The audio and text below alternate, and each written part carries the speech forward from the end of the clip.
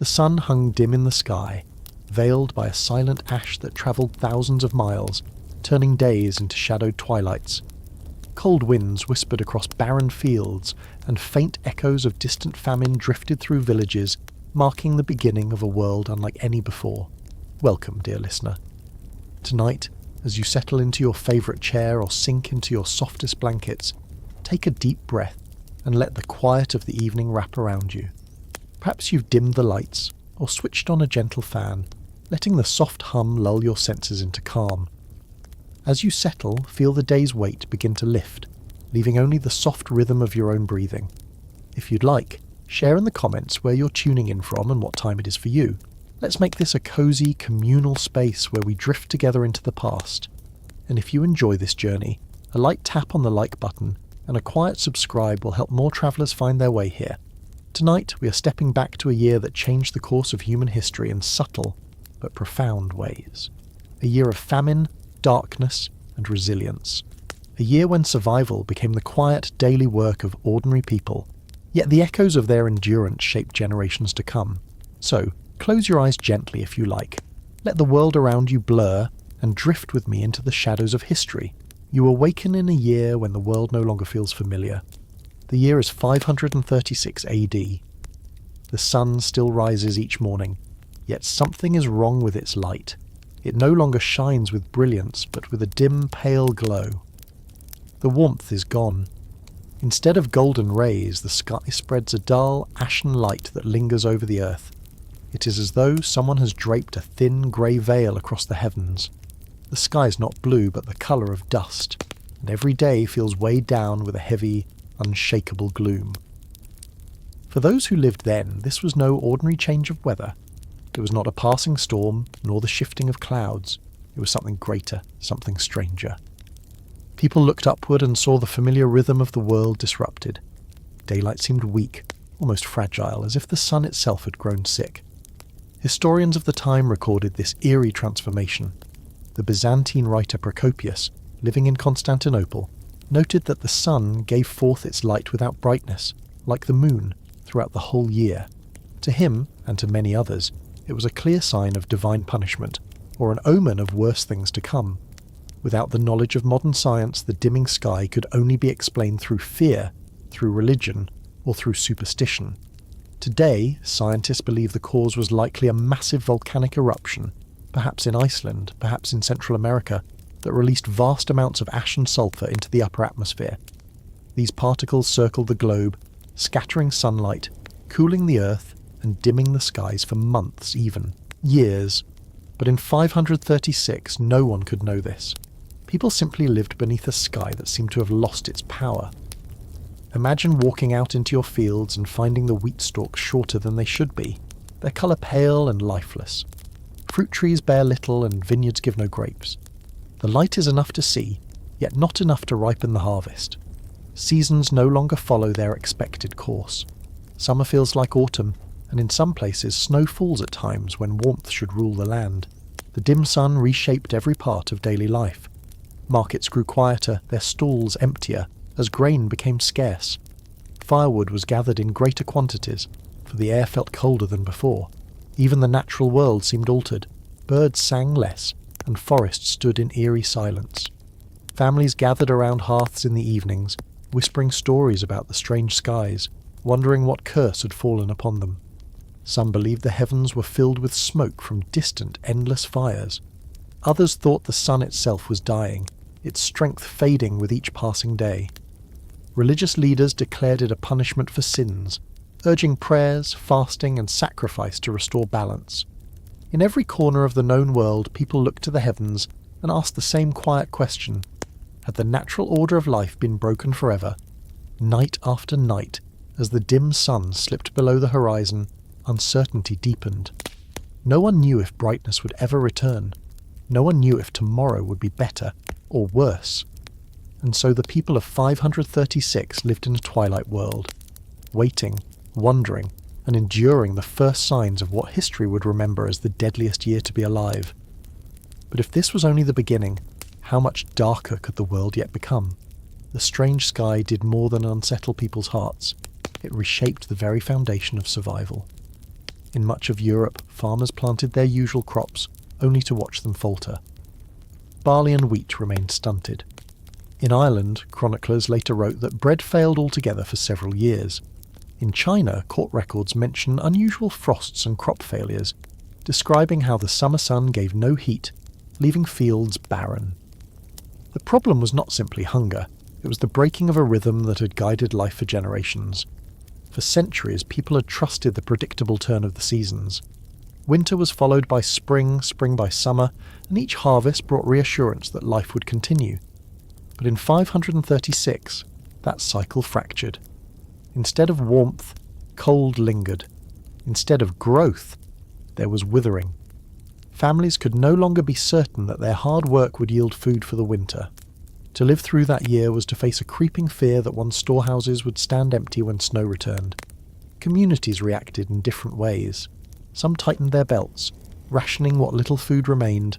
Children were given smaller portions so that the elderly might endure. Others searched for alternatives, wild plants, roots, or even bark stripped from trees to thicken broths. Fishermen along coasts or rivers cast their nets with renewed urgency, hoping that the waters might provide what the land could not. In villages, livestock were guarded with even greater care, for a goat or a cow meant survival through milk, meat, or trade. Merchants too felt the shift. Trade routes that once bustled with grain and goods grew quieter. Caravans brought fewer supplies, and markets fell into silence. Prices rose beyond the reach of common families. Those who once relied on markets to feed themselves now faced the bitter reality of going without. Hunger was not confined to the poor.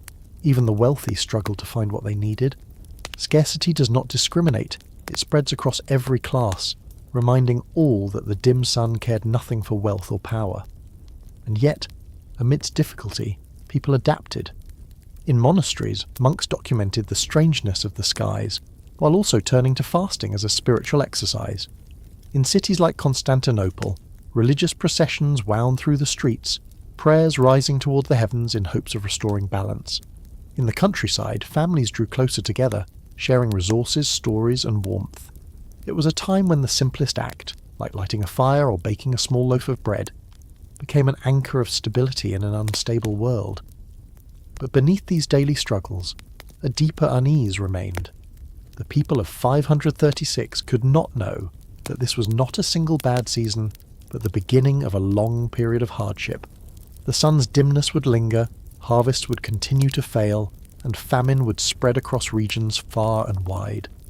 And in the shadows of hunger, new dangers were waiting: disease, unrest, and the collapse of empires. For now, the question haunted every village and every city. Was this dim sun a passing trial, or the beginning of something far worse? As the months passed, the dim sun did not recover its strength. The haze lingered, and with it came consequences that no one in 536 could have fully imagined. Hunger deepened into famine, and famine opened the door to wider suffering.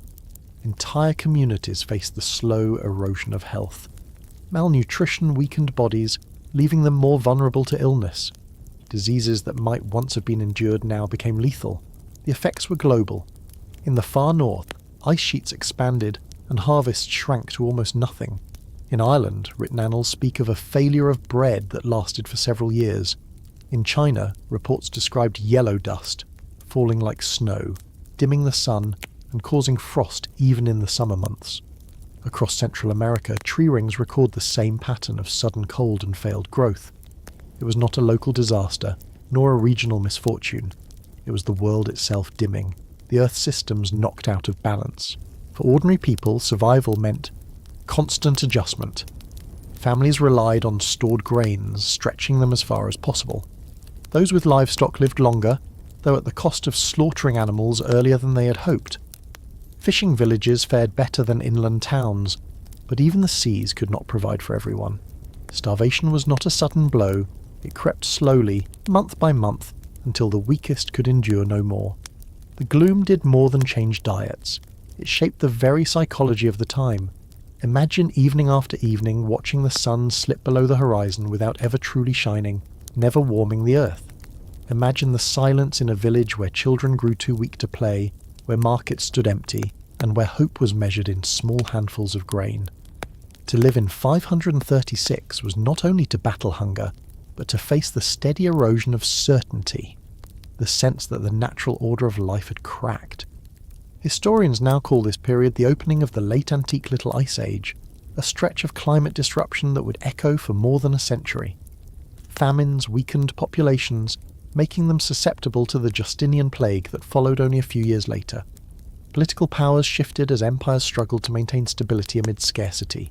Wars were fought not only for territory, but for resources to survive. And all of it began beneath the strange, dim sun of 536. Looking back, it is easy to see why some called it the beginning of the darkest age. The sun itself seemed unwilling to shine, and life became a test of endurance. Yet within this darkness lay a lesson. Humanity endured.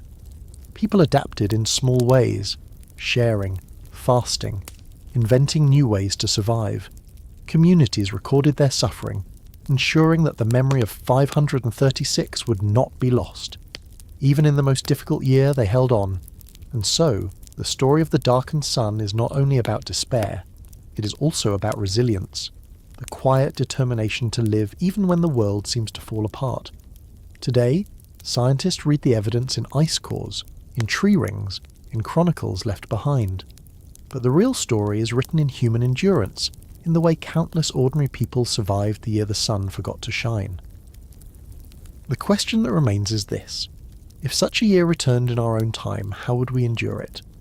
Imagine stepping into a field in the summer of 536 AD. The soil has been ploughed, the seeds carefully planted, and the prayers for a good harvest already spoken. But as you look across the land, something feels wrong. The stalks of wheat are shorter than your knees. The barley is thin and pale, its heads barely forming. Fruit trees stand with withered branches bearing nothing but disappointment. The dim sun that has hung in the sky for months has stolen the strength of the land. For farmers, this was not just unusual, it was terrifying. Their lives depended on the natural rhythm of the seasons, a rhythm that had never truly failed them. Every year, planting and harvest marked the turning of time. Families counted their security not in coins but in sheaves of grain, jars of oil and baskets of dried fruit. And yet, in this strange year, the earth yielded little. From Ireland to China, records describe the same story. In Ireland, the annals of Ulster speak of a famine where bread failed. In China, officials noted frost in the summer and crops that did not ripen. Even in the Mediterranean, where warmth usually guaranteed abundance, harvests were poor. Wherever the dim sun reached, the soil gave less. This failure was more than hunger. It was a crack in the very structure of society. In villages, families walked their fields with sinking hearts, knowing that empty barns meant hardship when winter came. In cities, merchants waited for grain deliveries that never arrived, leaving markets quiet and tense. Prices rose quickly, but even the wealthy found little to buy. Consider the farmer who once expected 20 sacks of grain from his fields but gathered only 5. That grain was not only food, it was seed for the next year, fodder for animals, and a resource for trade. With so little, choices became cruel. Should he grind the grain into flour to feed his children today, or save it as seed for tomorrow? Should he slaughter his goat to survive the winter, knowing he would have no milk next spring? Every decision was a gamble between the present and the future. The strain was not limited to food. The failure of crops meant fewer materials for daily life. Flax for linen, reeds for mats, and straw for bedding all grew poorly. The shortage spread into every corner of existence. What had once been ordinary, baking bread, weaving cloth, filling storage jars, became heavy with difficulty. And yet, farmers did not abandon their work. Day after day they returned to their fields hoping for improvement. Some tried planting new seeds, searching for crops that might grow in colder, weaker light. Others turned to gathering wild plants, hunting small game, or fishing rivers and lakes. Life narrowed to the essentials, finding enough food to last until tomorrow. Still, the shadow of uncertainty lingered. Would the next season bring recovery, or would the land remain barren? And if the harvest continued to fail, how long could villages survive before famine forced people to leave their homes behind? When the harvest failed in 536 AD, the consequences spread far beyond the fields. Hunger crept into homes and reshaped daily routines. Families who had once measured their security by full granaries now counted their provisions in handfuls. Mothers stretched small portions of bread into thin meals, breaking loaves into fragments so that each child might at least taste something. The strong ate less so the weak could endure. In many households, survival became an act of quiet sacrifice. Villagers soon realized that no one could endure alone. The scarcity demanded cooperation. Neighbors shared what little they had, an extra measure of grain, a goat's milk divided among families, or a communal pot of broth thickened with roots and herbs. Where once markets had bustled with trade, now barter became intimate and local. A fisherman might trade his catch for a sack of turnips. A shepherd might offer wool in exchange for bread. The rhythm of life shifted from abundance to careful balance, where every transaction mattered. But even with sharing, supplies dwindled quickly. People turned to foods they had never considered before. In forests they gathered acorns, nuts, and edible roots. In northern lands some stripped bark from trees, grinding it into rough flour to mix with whatever grain remained. The taste was bitter, the nourishment slight, but it kept hunger at bay. In the east rice paddies failed, but wild plants from riverbanks were collected to fill the gap. Hunger forced innovation, though each new experiment carried its own risks. Livestock became both a blessing and a burden. A single cow or goat could sustain a family through milk, but feeding those animals was costly when fields yielded little. Many chose to slaughter their animals earlier than planned, trading tomorrow's survival for today's relief. Meat filled stomachs for a week, yet the loss of milk and future offspring meant deeper hardship later. Such choices were made in silence, with heavy hearts, because every decision carried the weight of uncertainty. Religious rituals and community gatherings also became more frequent. In times of scarcity, people sought explanations. Priests and monks urged repentance, fasts and prayers.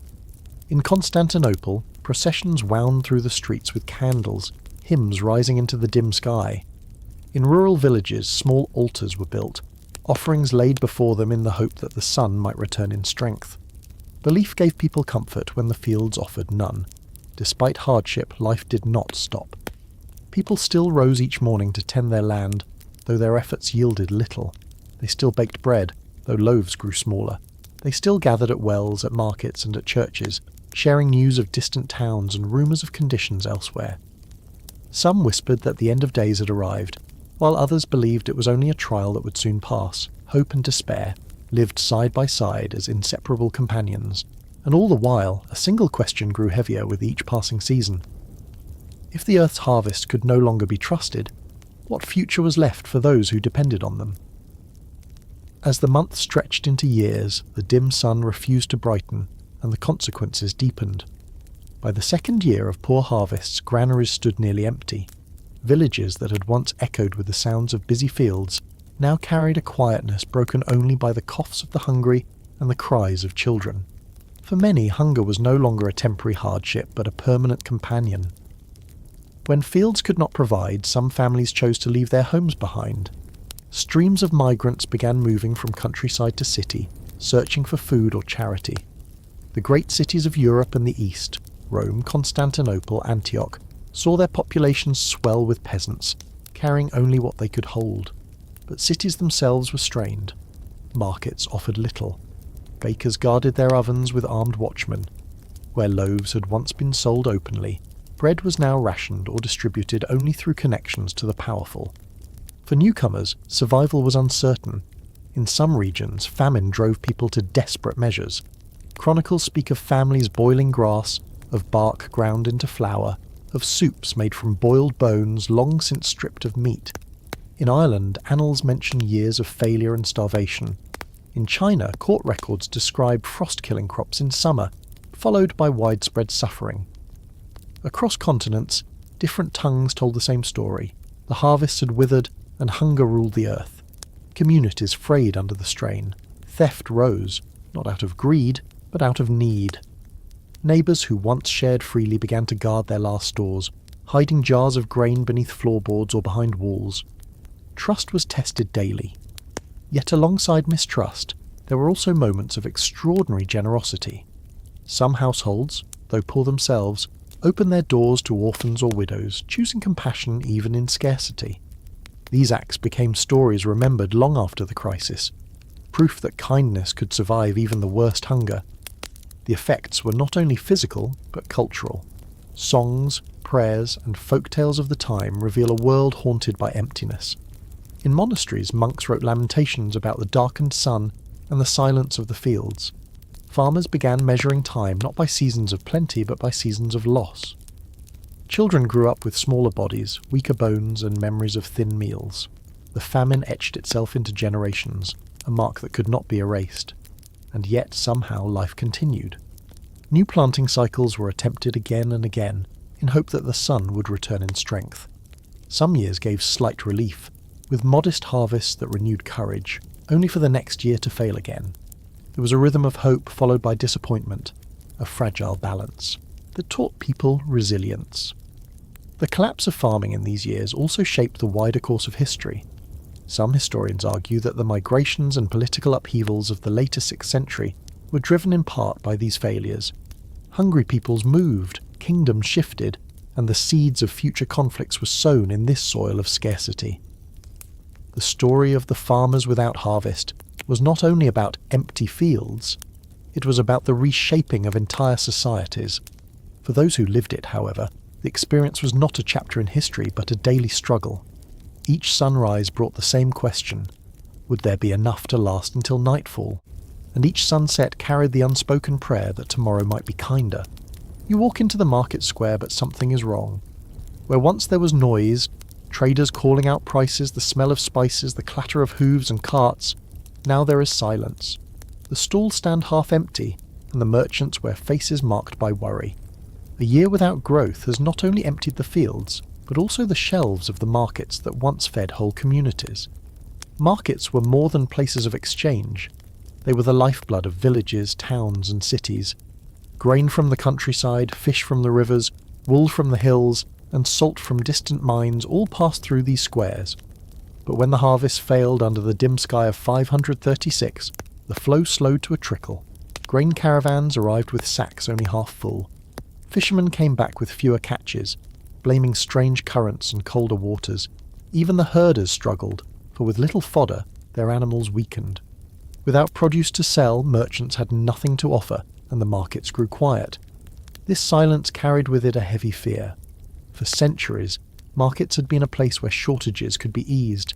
If crops failed in one valley, a neighbouring one might provide. But in 536, the disaster was not local. It stretched across lands and seas. In Italy, Byzantine chroniclers wrote of a sun without brightness like the moon. In Ireland, annals recorded failure of bread. In China, frost fell in midsummer. Each region faced the same scarcity, leaving no surplus to trade. The network that once balanced shortages was itself broken. For ordinary people, the silence of the markets was more terrifying than the empty fields. Farmers could still hope for a better season, but the market was supposed to provide now. Mothers who came clutching coins found there was nothing to buy.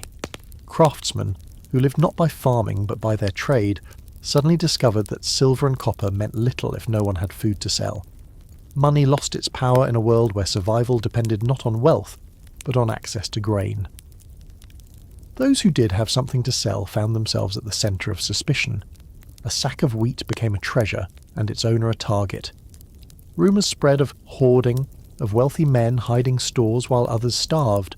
Some rulers attempted to intervene, setting price controls or organising distributions.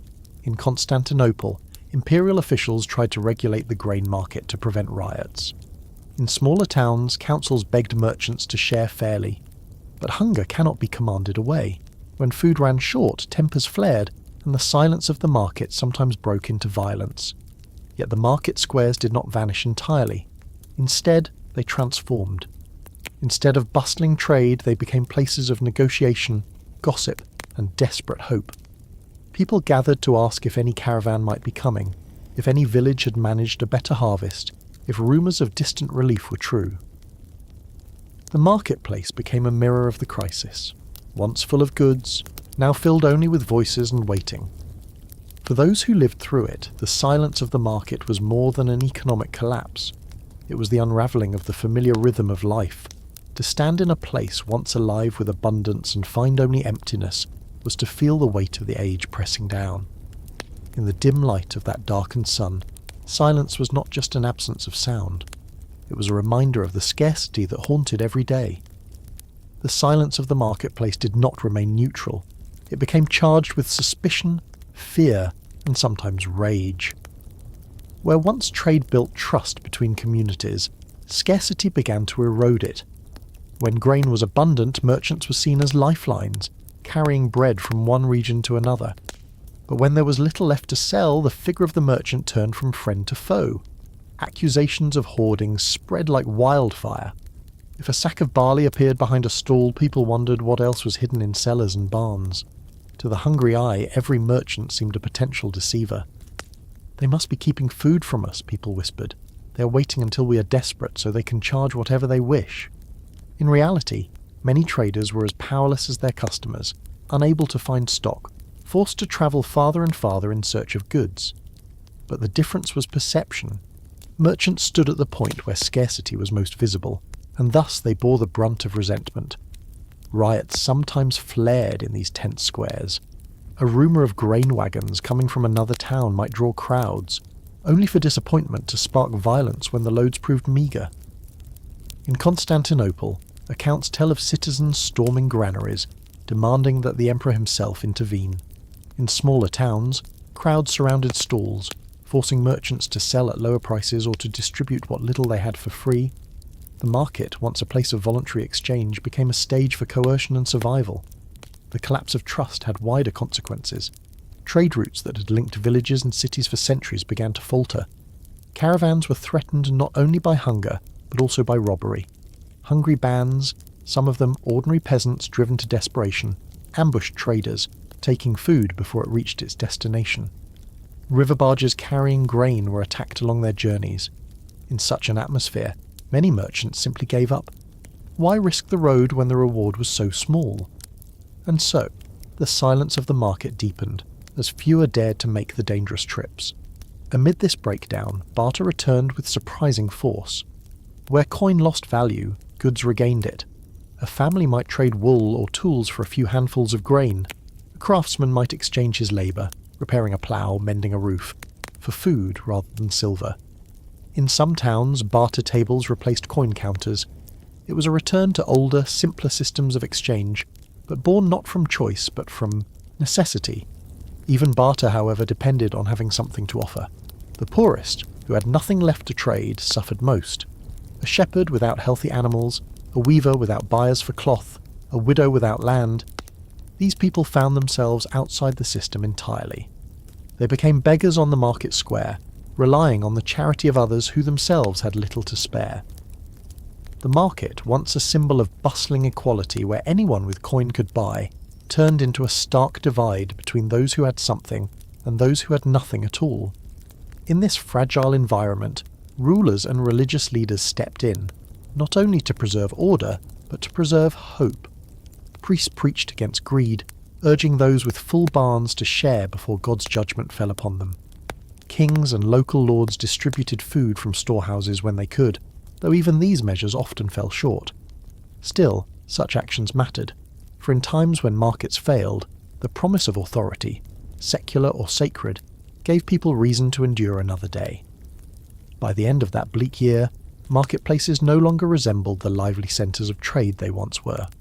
They had become theatres of struggle, for food, for fairness, for faith in survival. The silence remained, but beneath it was the murmur of a society trying desperately not to unravel. As the months dragged on, the silence of the markets became not only an echo of hunger, but also a mirror of shifting power. In normal times, the market gave ordinary people a degree of independence. A farmer could sell surplus grain, a weaver could sell cloth, and with coin in hand they could choose what to buy. Scarcity stripped that freedom away. In its place emerged new hierarchies of access, of privilege, of sheer survival. Those closest to sources of power fared best. In towns with garrisons or strong lords, soldiers and officials often had the first claim on grain. Merchants who managed to stay in business began to cultivate ties with the wealthy, saving their stock for the few who could pay not only with coin but with protection. Ordinary villagers watched as wagons bypassed their stalls and rolled straight to the manor house or the monastery.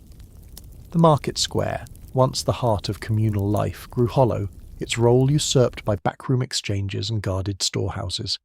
For the poor, the market no longer promised opportunity but humiliation. Standing before empty stalls, families held out coins that had lost their worth. Even when a little grain appeared, it was beyond their reach, its price multiplied many times over. Desperation drove some to pawn heirlooms, jewellery, even tools essential for their survival. To lose a plough, a pot, or a blanket was to risk the next season's survival. Yet hunger made people reckless, and so the market became a place of decline, where the currency of despair replaced the currency of trade. Yet amidst this collapse, resilience took root in unexpected ways.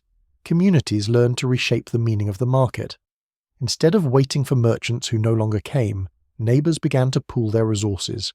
A handful of families might bring together what little they had, one with dried beans, another with wool, another with salt saved from better times, and divide it fairly. In some villages, communal cooking pots replaced private meals, each household contributing something so that none went entirely without. The square, though stripped of commerce, became a gathering ground for solidarity. Travellers' accounts from the time hint at this duality. Markets as places of despair, but also of remarkable adaptation. In Gaul, one chronicler describes people eating roots and weeds, yet also notes that they came together as one body, that none might perish utterly. In Syria, monks distributed food outside churches, turning religious spaces into emergency markets where grace replaced profit. In Constantinople, imperial edicts attempted to cap grain prices, though success was mixed. Everywhere, society tested its limits. How much strain could be borne before bonds snapped? The silence of the markets was therefore not absolute. It was broken by new rhythms, the clatter of shared pots, the chants of priests, the occasional cry of relief when a cart of food did arrive. Still, the memory of emptiness lingered. For those who lived through 536, the image of deserted stalls and abandoned counters was burned into the collective memory. Even when times improved, people remembered how quickly abundance could vanish and how fragile the web of trade truly was. Years later, when harvest returned and merchants once again filled the squares with spices, fabrics, and fruits, survivors looked upon the noise of the market differently. Where once they had taken its bustle for granted, now they knew its silence. The year without growth had revealed both the weakness and the resilience of human exchange. In that silence, communities discovered what truly sustained them, not only trade and coin, but trust, cooperation, and the will to endure together. You wake to a morning that should feel warm and bright, yet a chill lingers in the air. It is summer, or what should be summer, but the dim sun offers little heat. The fields are cold, the rivers slow, and even the birds seem to sing with hesitation. For the people of 536 AD, this was no ordinary weather.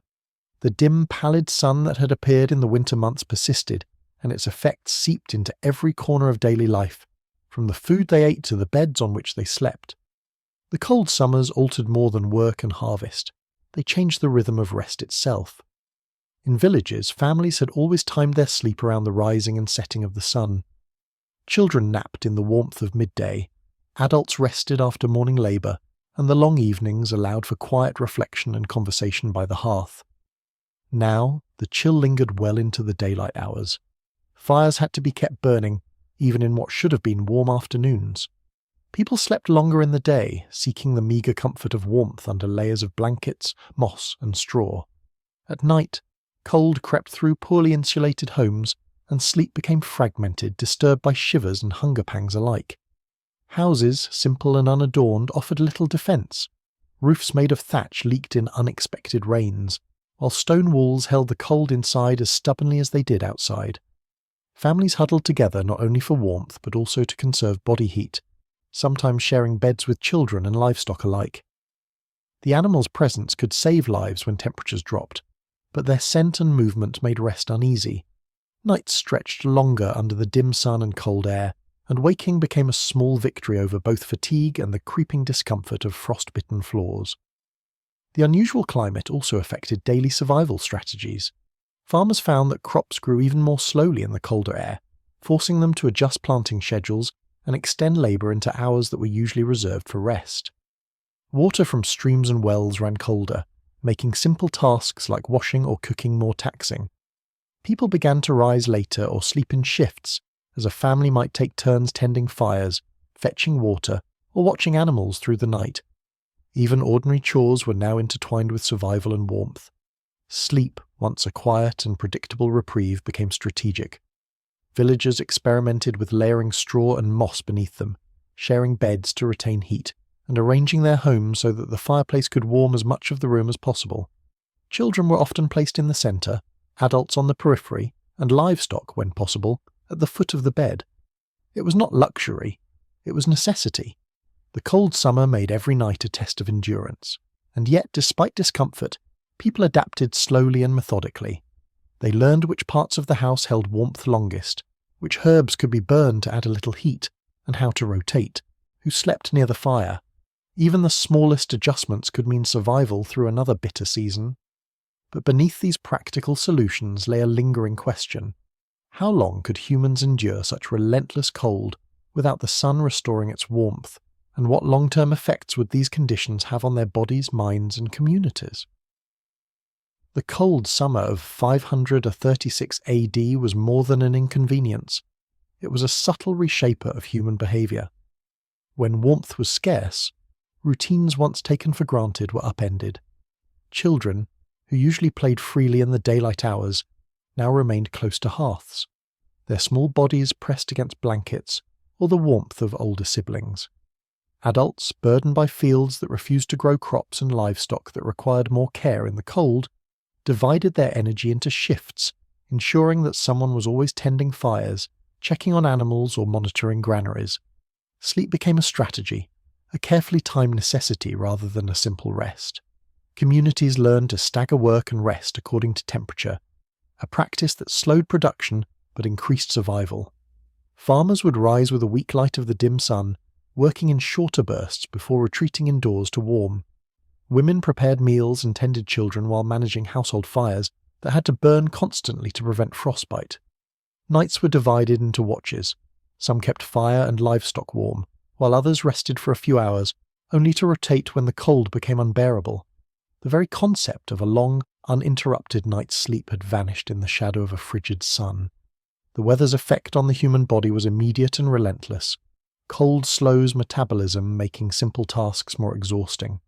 Exhaustion combined with irregular sleep increased susceptibility to illness, especially when malnutrition from failed crops was already weakening the population. A simple cold could escalate into a dangerous infection. The elderly and very young suffered most, and communities organized around their protection. Beds were reserved strategically, placing the most vulnerable at the warmest spots, and villagers shared blankets, moss mats, and animal skins to preserve heat. Daily routines also shifted in subtle ways. Water collection became a timed activity, performed in the warmer parts of the day, though warm was relative. Clothing was layered, repaired more carefully, and patched rather than replaced. Even simple chores like bread baking or laundry became coordinated efforts to conserve firewood. Sleep itself became interwoven with these tasks. Some villagers slept lightly, waking at intervals to stoke the fire or move children closer to warmth. Others adopted segmented sleep, 2 shorter periods instead of 1 long one, allowing them to remain alert to threats of cold or scarcity. The cold summer affected not only physical survival, but also social structures. Families relied more heavily on neighbours, exchanging labour, food, and warmth. Monasteries and religious centres offered refuge for those who could not keep warm, turning spaces of worship into semi-communal dormitories. People who were usually independent learned cooperation in order to endure. Shared survival became a quiet moral and practical imperative, binding communities together in ways that the summer of 536 forced into sharp focus. And yet, the cold persisted. Nights stretched long, and days remained pale and feeble. Even with adaptation, exhaustion and illness increased. People wondered how long the dim sun would linger, and whether human resilience alone would be enough to survive the slow attrition of temperature, hunger, and fatigue. It was a year that redefined the simplest act of survival: sleep. Not merely a pause from labour, it had become a calculated strategy, a shield against the cold, and a fragile tool for enduring the unknown. As the cold summer stretched into months, the adaptations of daily life became permanent habits. Villagers discovered that survival depended not only on ingenuity, but on cooperation, and the routines shaped during these harsh months endured beyond the immediate crisis. Segmented sleep patterns, shared warmth, and staggered labour became the quiet rules of life in every household. What began as emergency measures slowly embedded themselves into culture. Children who had spent long afternoons huddled near the hearth learned patience, endurance, and observation. Adults became masters of scheduling their labour to conserve energy and heat. The elderly, once reliant on others only for comfort, now depended on the communal management of warmth, beds, and fires. Even livestock was tended more strategically, as families learned to ration fodder, shelter animals indoors during the coldest hours, and rotate grazing times to prevent energy loss. Sleep was no longer purely a rest, it became intertwined with survival. The social fabric of communities also shifted. Shared responsibilities created stronger bonds. Villagers who previously maintained separate routines now coordinated daily and nightly schedules. Storytelling around fires extended late into the night, both as entertainment and as a means of ensuring vigilance while others slept. Monasteries and churches became critical centres for organisation, distributing warmth, supplies, and practical advice.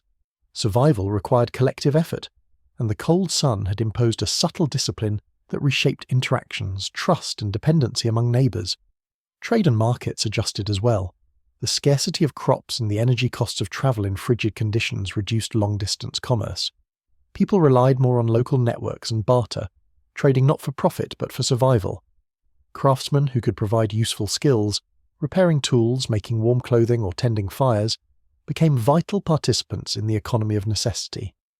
In this way, even a distant sun could influence the structure of society, elevating those who adapted most effectively to positions of importance. Long-term health and survival were also affected. Adults and children who endured cold summers developed resilience, but repeated exposure to harsh conditions left many weakened. Illness spread more easily among the fatigued and malnourished. Yet, knowledge of layering clothing, insulating homes, and sharing resources became invaluable, forming a body of practical wisdom that would guide communities in future harsh seasons. The experience of the cold summer became a shared memory, a reference point for survival strategies and communal planning. Ultimately, the dim sun and cold that year revealed the fragility and adaptability of human life. Sleep, once a simple pause from labour, had become a structured, strategic tool for survival. Communities learned that endurance depended on careful scheduling, cooperation, and foresight. Even as warmer days eventually returned, the lessons persisted. People remembered the long nights, the shivering bodies, and the shared warmth that had kept them alive. The cold summer of 536 AD stands as a quiet testament to resilience. It reminds us that survival often depends less on heroism than on small, disciplined adaptations, on the ability to endure the slow pressures of environment, hunger, and exhaustion. And it leaves us with a lingering thought. In a world governed by forces beyond our control, how prepared are we to reorganize even the most fundamental aspects of life, like rest and daily routine, to endure what comes next? You wake before dawn, your stomach already gnawing. In normal times, a simple meal might sustain you through the morning, but 536 AD is far from normal. The sun is dim, crops have failed, and the pantry offers little more than the memory of bread.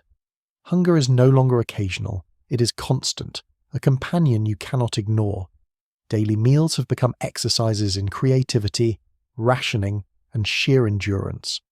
The morning meal, if it exists, is modest. A small portion of thin porridge, perhaps made with the last handfuls of barley or oats, is stretched as far as possible. Children sip it slowly, often leaving the bowl half full, because even a small portion can last longer if not eaten greedily. Adults break pieces of stale bread, sometimes mixed with bark or roots, adding whatever flavour can be gleaned from sparse herbs. Coffee, tea, or other luxuries are non-existent. Even water must be gathered and conserved, its warmth fleeting in the cold air of the dim summer. By midday, energy is low. Work in the fields or tending livestock is exhausting, and hunger makes each task heavier. Families turn to foraging. Small berries, wild greens, and edible roots become the backbone of survival. villagers invent ways to make these unpromising foods more filling.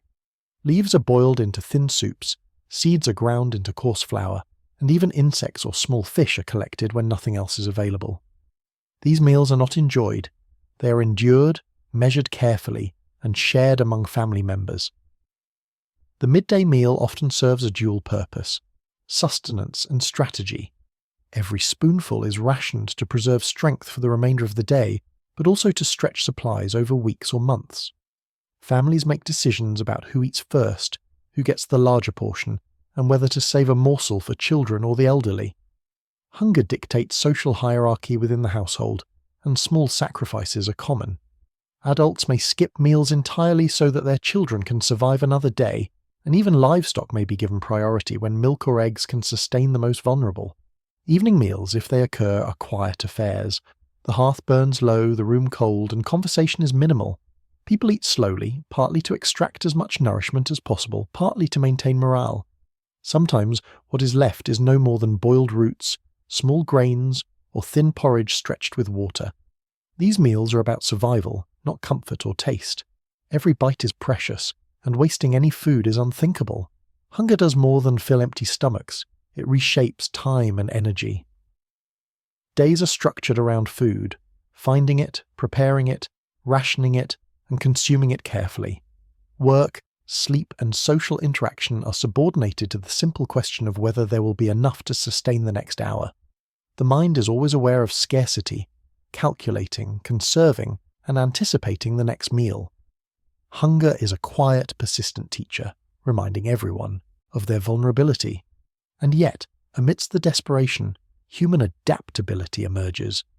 Families invent methods to preserve grains, extend portions, and extract nutrition from unlikely sources. Meals are not only sustenance, but also lessons in ingenuity and endurance. But even with these strategies, the pressing question remains: when the cupboards are empty and foraging yields little, how long can daily life continue before the toll of hunger becomes insurmountable?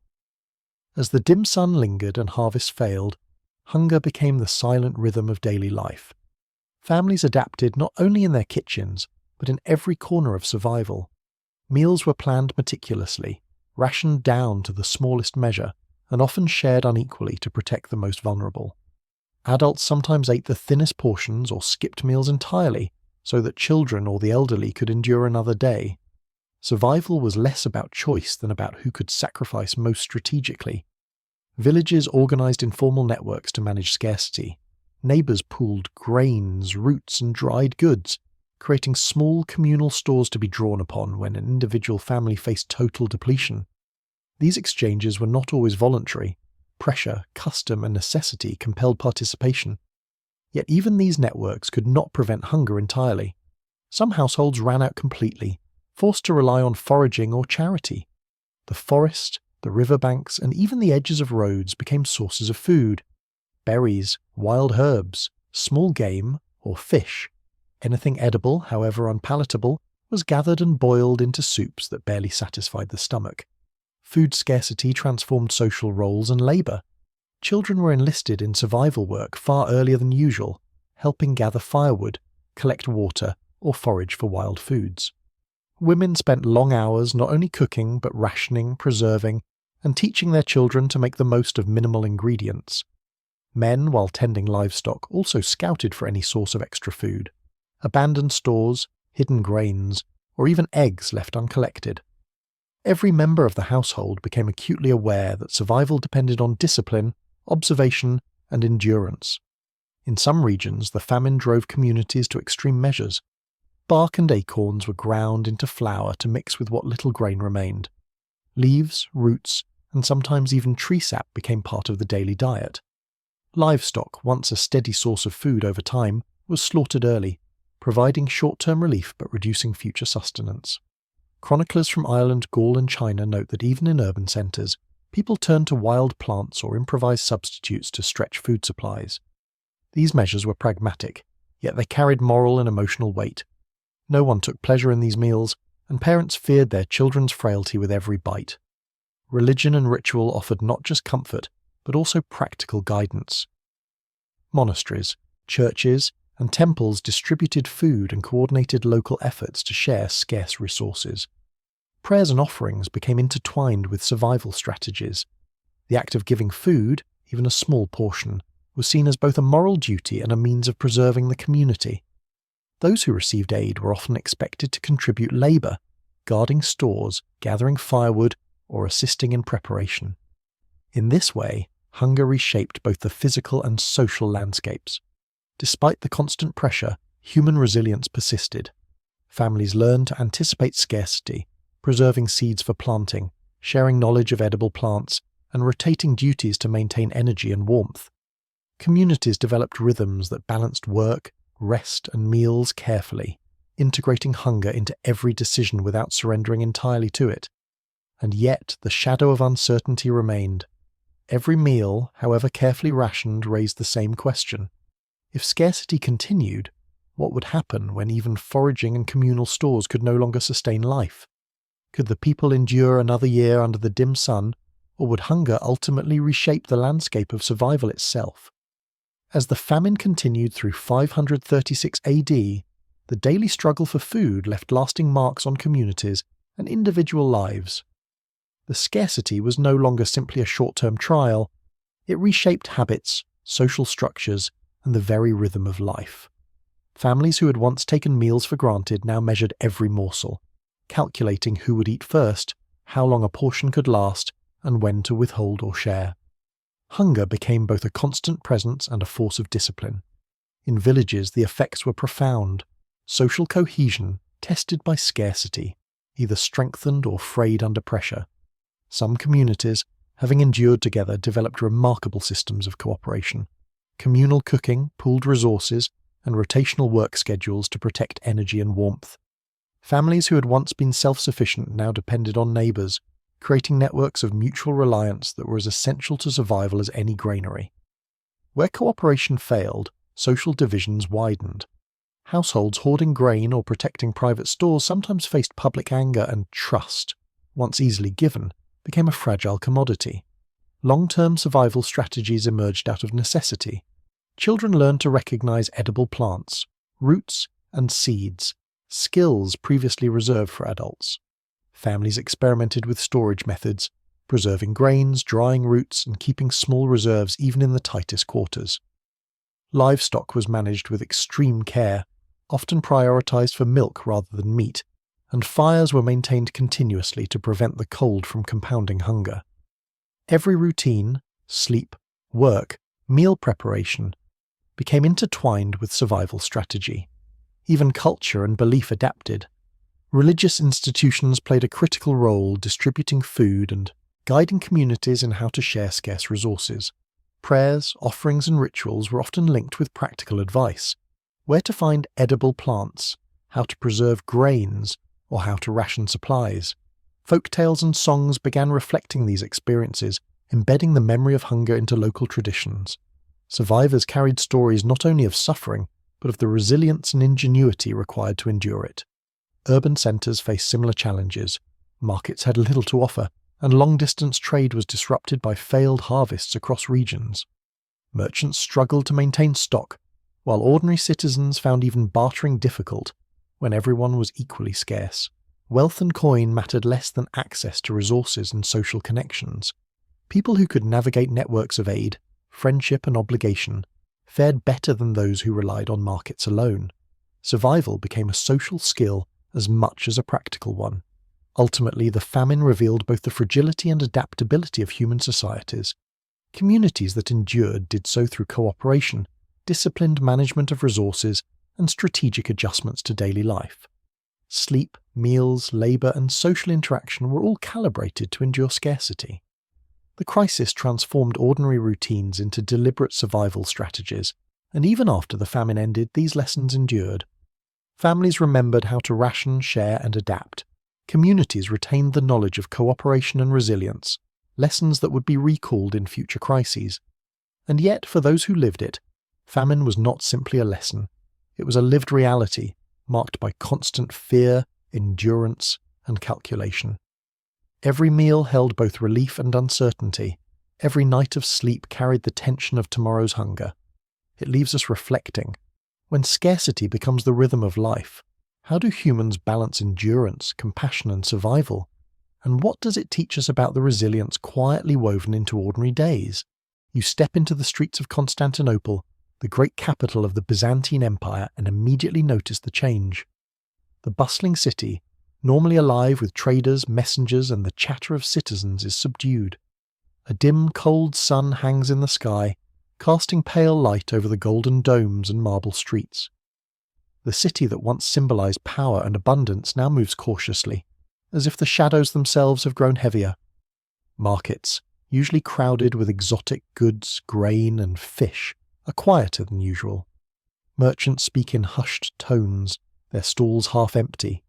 Rumours of failed harvests across the empire and beyond have spread into every district. Grain imports from Egypt, once a reliable lifeline, have slowed. Ships dock with far less than expected, and the city's storehouses struggle to keep up with the needs of a population that could reach 500,000. Citizens worry that the food in their homes will not last the week, let alone the month. The gloom is not only economic, but environmental. Cold winds sweep through the streets, and even inside homes, fireplaces barely chase the chill. Water from the Bosphorus is icy, affecting both drinking and cooking. Layers of soot and dust from constant fires for warmth mingle with the foggy light of the dim sun, giving the city an unearthly greyness. Citizens whisper about the sun itself, fearing it may never return to its full strength. The usual rhythm of daily life, work, prayer, social interaction, is interrupted by the cold and by constant vigilance for signs of hunger, disease, or unrest. In such conditions, the city's social structure is tested. Wealthier households stockpile whatever grain or preserved food they can obtain, while the poor cluster near fountains or in communal areas, hoping for charity from the church, monasteries, or local officials. Religious institutions become more than centres of worship. They are lifelines. Clergy distribute food, organise communal kitchens, and provide guidance on rationing. Monks record the strange weather, the scarcity, and the desperation of citizens in meticulous annals, attempting to make sense of the gloom for future generations. Disease and exhaustion loom quietly over the city. Cold, insufficient nutrition, and the stress of uncertainty weaken immunity. Hospitals and infirmaries are overwhelmed with cases of fatigue, malnutrition, and respiratory illness. Citizens are forced to make daily calculations. How much firewood to burn tonight? How long to ration their grain? Whether to help a neighbour or conserve for their own family? Every decision, no matter how small, has consequences.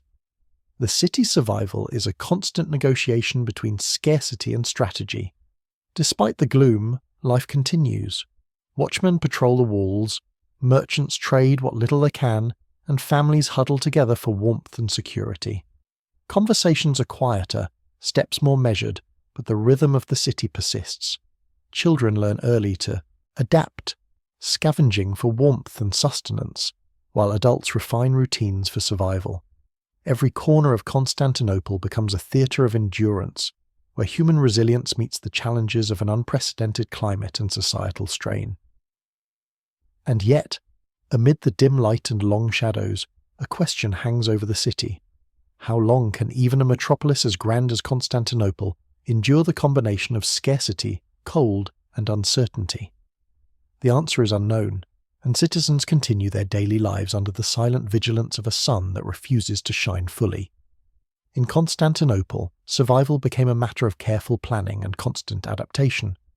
Families had learned to live with scarcity, rationing every morsel of grain and every stick of firewood. Even the wealthy, accustomed to abundance, were forced to consider the implications of a dim sun and failing imports. A single miscalculation, using too much flour for bread today, burning too much wood tonight, could have repercussions that lasted days or weeks. The city's infrastructure, though impressive, was tested in new ways. Aqueducts and cisterns continued to supply water, but the cold slowed daily activities that relied on it. Bakers struggled to maintain ovens for bread, while tanners and dyers found their workshops harder to heat. Streets, normally full of noise and bustle, became quieter as fewer citizens ventured out in the biting cold or with empty stomachs. Yet commerce could not cease entirely. Traders who managed to secure limited imports still made their rounds, carrying sacks of grain or dried goods to those who could pay or barter. The market became a place of tension, negotiation, and hope, a mirror of the city's precarious balance between scarcity and survival. Religious institutions assumed a larger role than ever. Churches and monasteries organized communal kitchens and temporary shelters. Monks and priests recorded the unfolding events, not only for posterity but as guides for living. They offered practical advice: how to stretch meals, how to keep homes warmer, and how to ration firewood effectively. Charity became both spiritual duty and survival strategy, blurring the lines between morality and necessity.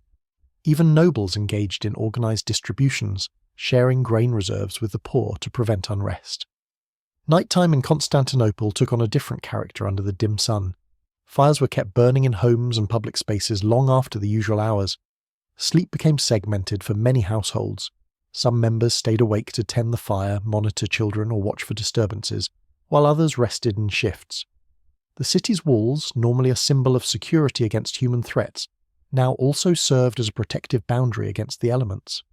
Watchmen, who once focused primarily on potential invaders, now patrolled to guard communal resources and maintain order during long, cold nights. The population adapted socially as well as practically. Families and neighbours exchanged labour, food, and information. Survival demanded cooperation. Someone with knowledge of fire management might help another family keep warm, while a baker who managed small portions of bread could trade advice with a neighbour in exchange for firewood. These networks became lifelines, revealing that even in a city famed for wealth and power, endurance depended on social cohesion and trust. Yet despite these adaptations, uncertainty persisted. The sun remained dim, crops elsewhere continued to fail, and the possibility of further shortages loomed. Anxiety weighed heavily on the populace, yet the city endured through routine, discipline, and communal effort. Even in gloom, life pressed forward. Children learned to navigate scarcity, adults fine-tuned survival strategies, and the city maintained its fragile equilibrium. And still, the question hung over Constantinople. Could human resilience withstand prolonged environmental and social stress, or was this grand city, famed for its power and wealth, at the mercy of forces it could not control? The answer remained as uncertain as the faint, cold sun above. As the year progressed, Constantinople's residents became masters of endurance. The dim sun, the cold, and the scarcity forced the city to function as a living organism, each household, institution, and street working together to sustain life. The urban rhythm was no longer measured by commerce or ceremony alone, but by survival, rationing, warming, and tending to both people and animals. Even small adaptations, once overlooked, became essential to the daily operation of the city.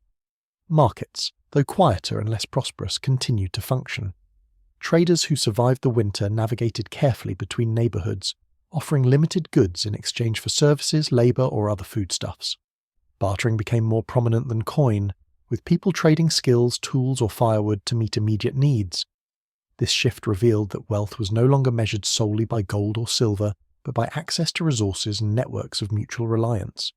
Families who could manage rationing and participate in social exchange survived better than those who hoarded or isolated themselves. Religious institutions played a central role in preserving both life and morale.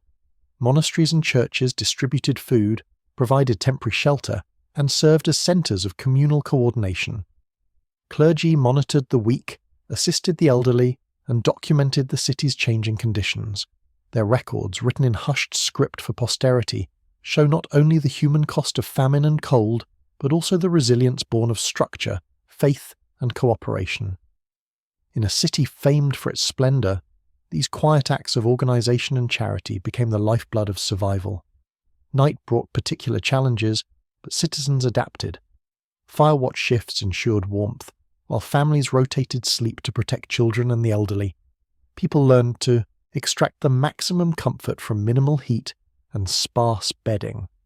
Homes, courtyards, and public spaces became laboratories of endurance, where routines evolved to conserve energy, maximize warmth, and maintain vigilance.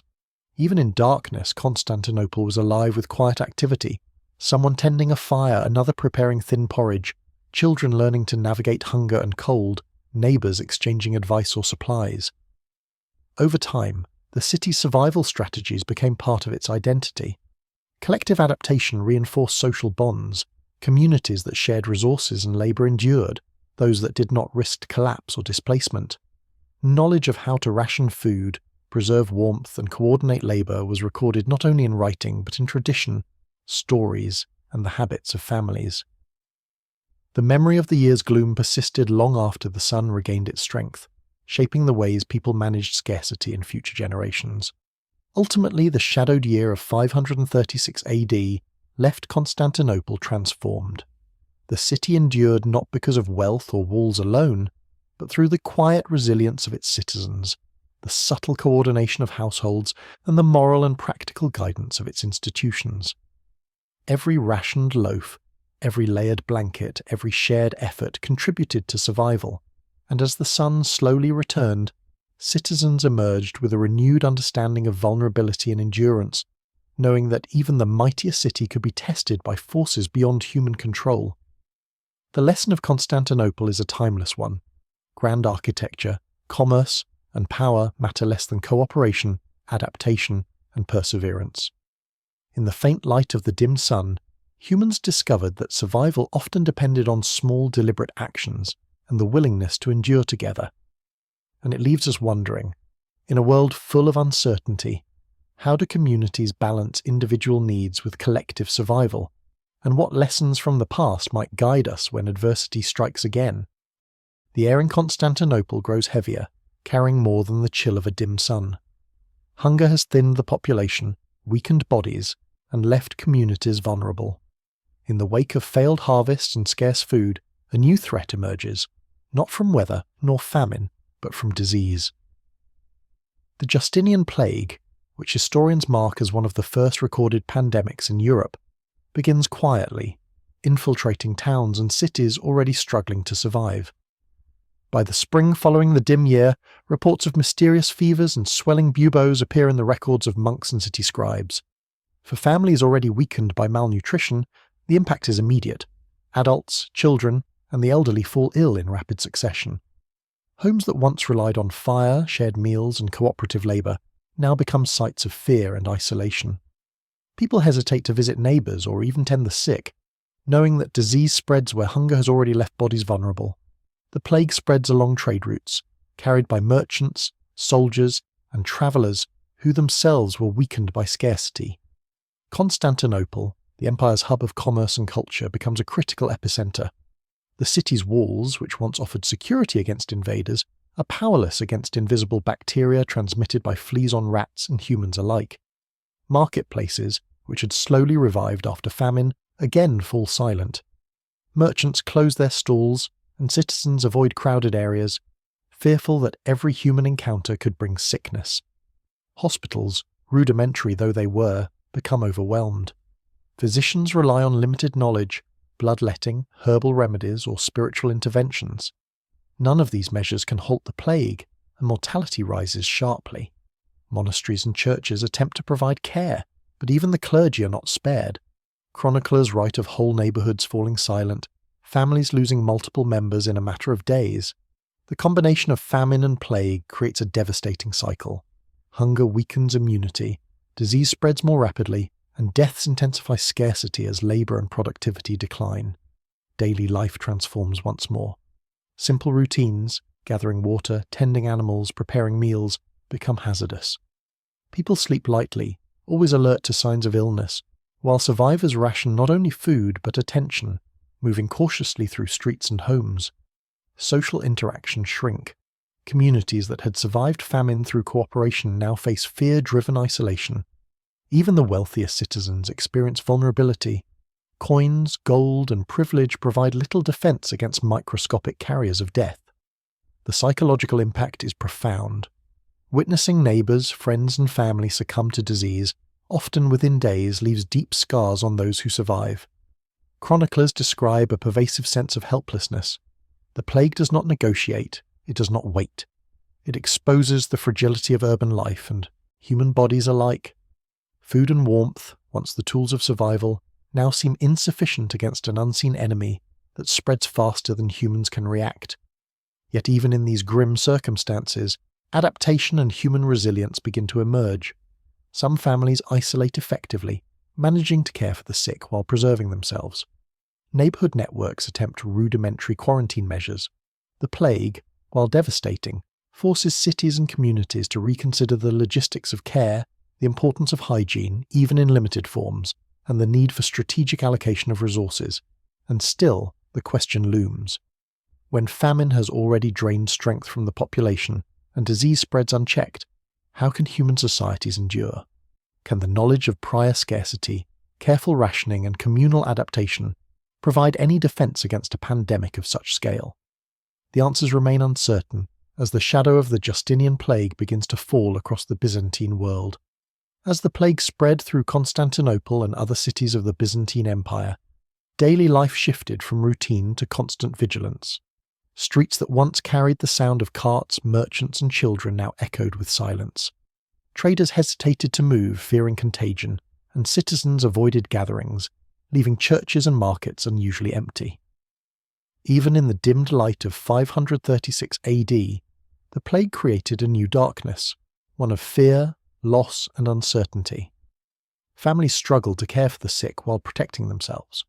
Homes that had previously been centres of warmth and cooperation became isolating spaces. Adults took turns monitoring fevers and swelling buboes, while children often remained hidden or confined for safety.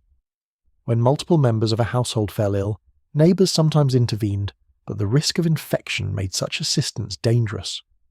Many learned, painfully, that proximity could mean death. Isolation became both a tool for survival and a source of grief. The impact on labour and production was immediate. Fields left unattended led to further scarcity of food. Artisans and tradesmen, weakened by both famine and disease, could no longer maintain workshops or supply the city with essentials. Even skilled physicians and midwives fell ill, reducing the availability of care. The delicate balance that had allowed the city to survive scarcity now teetered under the weight of mortality. Every death strained the system of survival, and communities adapted in small but crucial ways. Rationing labour, sharing remaining supplies, and creating rudimentary quarantine zones where the sick could be tended without exposing others. Religious institutions again became central to life and survival. Monks, priests, and nuns distributed food, offered basic care, and organised temporary shelters for those abandoned or too weak to move. Spiritual guidance accompanied practical advice, and ritual and prayer provided both structure and psychological support. Religious authorities recorded the outbreak meticulously, noting mortality, symptoms, and social response. These chronicles became invaluable for understanding the scale and progression of the plague, providing insight into human behaviour under extreme stress. Psychological strain was compounded by the randomness of survival. Death could strike a healthy neighbour one day and spare a sick child the next. People adapted by limiting interactions, storing whatever food they had, and carefully monitoring who entered or left homes. Families relied on memory and observation to identify early signs of illness, developing strategies that combined prudence with desperation. Even children learned quickly to avoid contact, conserve energy, and understand the fragility of life around them. The plague also reshaped social hierarchies. Wealth offered limited protection. Coins could not buy immunity. Connections, knowledge of survival strategies, and communal cooperation became far more valuable than gold. Those able to navigate networks of support survived at higher rates, while isolation, mistrust, or mismanagement of scarce resources often led to tragedy. The famine of previous years had prepared people to endure scarcity, but disease required entirely new strategies: vigilance, separation, and an awareness that human contact itself could be lethal. And yet, despite the fear, grief, and staggering death toll, human resilience persisted. Families adapted routines, communities coordinated care, and cities learned, slowly and imperfectly, how to survive an invisible enemy. The plague raised difficult questions. How do humans maintain cohesion when survival demands separation? How can society endure when basic trust and daily interaction become dangerous? The answers remained uncertain as the Justinian plague continued its relentless march across the empire. As the Justinian plague swept across Constantinople and beyond, the survivors faced a transformed world. The combination of famine and disease had left cities thinned, neighbourhoods altered, and social networks forever changed. The population decline was stark. Chroniclers recorded streets once crowded with traders and citizens now largely empty, punctuated only by the occasional cart transporting goods or the slow procession of the sick. The city's rhythm, once predictable and vibrant, was fractured into survival-driven routines. Families who survived adapted strategies that would carry them into future hardships. Daily life became measured by the dual pressures of nourishment and contagion. Meals were rationed carefully to preserve strength, but also to minimize movement and exposure. Homes were reorganized to allow isolation of the sick while maintaining warmth and sustenance for those well enough to care for them. Sleep became a strategic activity. One family member might stay awake to monitor fires, food, or illness, while others rested in shifts. Every household learned the delicate balance of vigilance, care, and conservation. Communities, despite the toll of disease, discovered that collective action remained essential. Neighbourhood networks were reorganised around trust and survival. Those who could share food, knowledge of remedies, or labour were more likely to survive. Religious institutions again played a central role, offering care, coordinating aid, and preserving records of both deaths and practical solutions. Monks and scribes documented patterns of illness, noting which measures helped slow contagion and which practices failed. These records not only guided contemporaries but became a source of knowledge for future generations facing famine, plague, or both. The plague also reshaped urban economics. Markets operated on a reduced scale, and bartering often replaced monetary exchange. Labour shortages made skilled craftsmen and farmers indispensable, while social connections and cooperation became as valuable as coin. Cities that maintained networks of mutual support and resource sharing fared better than those where isolation and hoarding dominated. Even wealth could not guarantee safety. Survival depended on adaptability, vigilance, and community engagement. Psychologically, the Justinian plague left a lasting imprint. The randomness of life and death reshaped perceptions of vulnerability. Individuals who survived understood that danger could strike unexpectedly, that trust must be tempered with caution, and that resilience often meant making difficult choices about who to care for, how to ration resources, and how to protect oneself from invisible threats. Human endurance, previously tested by famine and cold, was now further tempered by disease. Yet even amid devastation, resilience endured. Survivors rebuilt routines, shared knowledge, and maintained cohesion despite fear.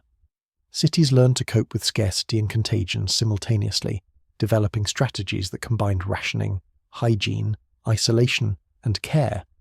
The plague revealed both the fragility and adaptability of human life. Societies could be decimated, yet knowledge, cooperation, and careful management allowed survival.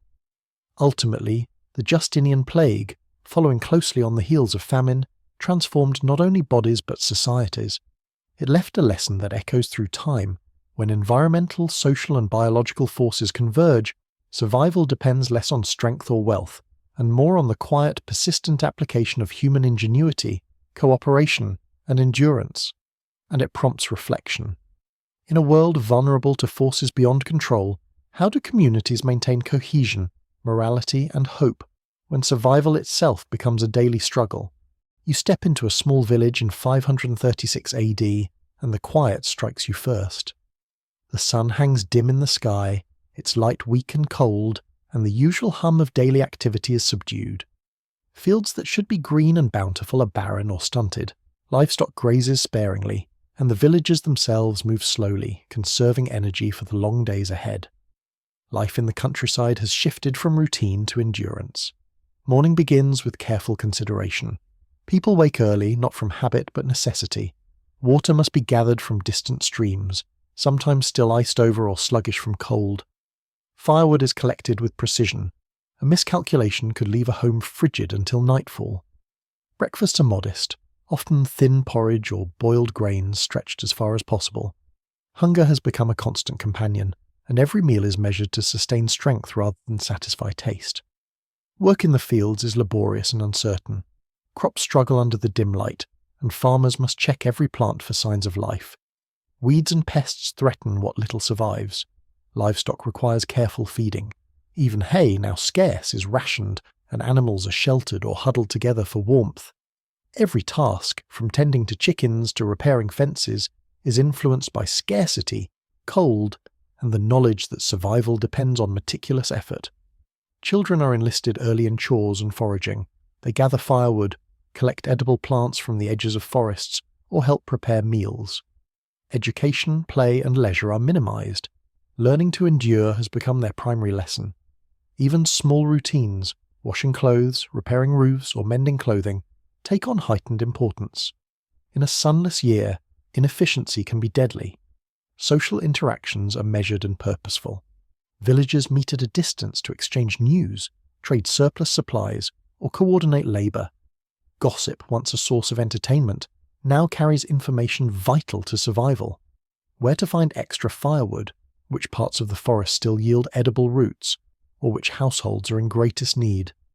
Cooperation becomes essential, but mistrust can grow if resources are hoarded or mismanaged. The balance between sharing and self-preservation is delicate. The sunless sky also reshapes sleep and daily rhythms. Nights are longer, darker, and colder. People often segment sleep, resting in shifts to maintain warmth and vigilance. Hearths are kept burning for longer hours, and entire families may cluster together in one room to conserve heat. Even the simplest decisions, when to wake, when to eat, when to work, are guided by the interplay of cold, darkness, and the faint hope that the sun may return to its full strength. Yet, despite the gloom, routines provide structure and stability. Even as hunger, cold, and uncertainty press upon them, villagers find comfort in repetition, preparing meals, tending animals, sharing labour, and watching over one another. These daily acts, though small and often monotonous, form the backbone of survival. And still, a quiet question lingers in every household. When the sun refuses to shine fully, how long can these routines sustain life? And what will happen when the resources that once seemed reliable are entirely exhausted? As the sun continued its weak, dim journey across the sky, life in the villages of 536 AD became a study in adaptation. Families learned to stretch every resource, whether food, fuel, or labour, through careful planning and daily cooperation. Meals were rationed with precision. Porridge and bread, already thin, were divided to ensure that children and the elderly received enough to survive, while adults often sacrificed their own portions. Hunger shaped every decision, from when to leave home for the forest to how much firewood to burn in the hearth. Work patterns evolved in response to scarcity and cold. Farmers checked crops multiple times a day, prioritizing the sturdiest plants while salvaging edible leaves, roots, or seeds from weaker ones. Livestock was tended with care, protected from frost and overfeeding, often huddled together to preserve warmth. Villagers developed a rhythm of labour that balanced exertion with conservation. Heavy work was done during the brief hours of dim sunlight, while lighter tasks filled the longer periods of darkness. Even small miscalculations, a missed turn in ploughing, an overlooked patch of frost-damaged grain, could reduce the food supply further and threaten survival. Community cooperation became crucial. Families shared what little they had, pooling grain or firewood, and coordinated efforts to tend communal spaces. Neighbours assisted one another in gathering food from the forest, hunting small game, or preserving roots and herbs. Informal networks developed. Families known for efficient cooking or preservation exchanged knowledge, while those with stronger labour capacity helped weaker households. Social bonds became a survival tool, as isolation often meant danger and scarcity could tip the balance between life and death. Children too adapted quickly.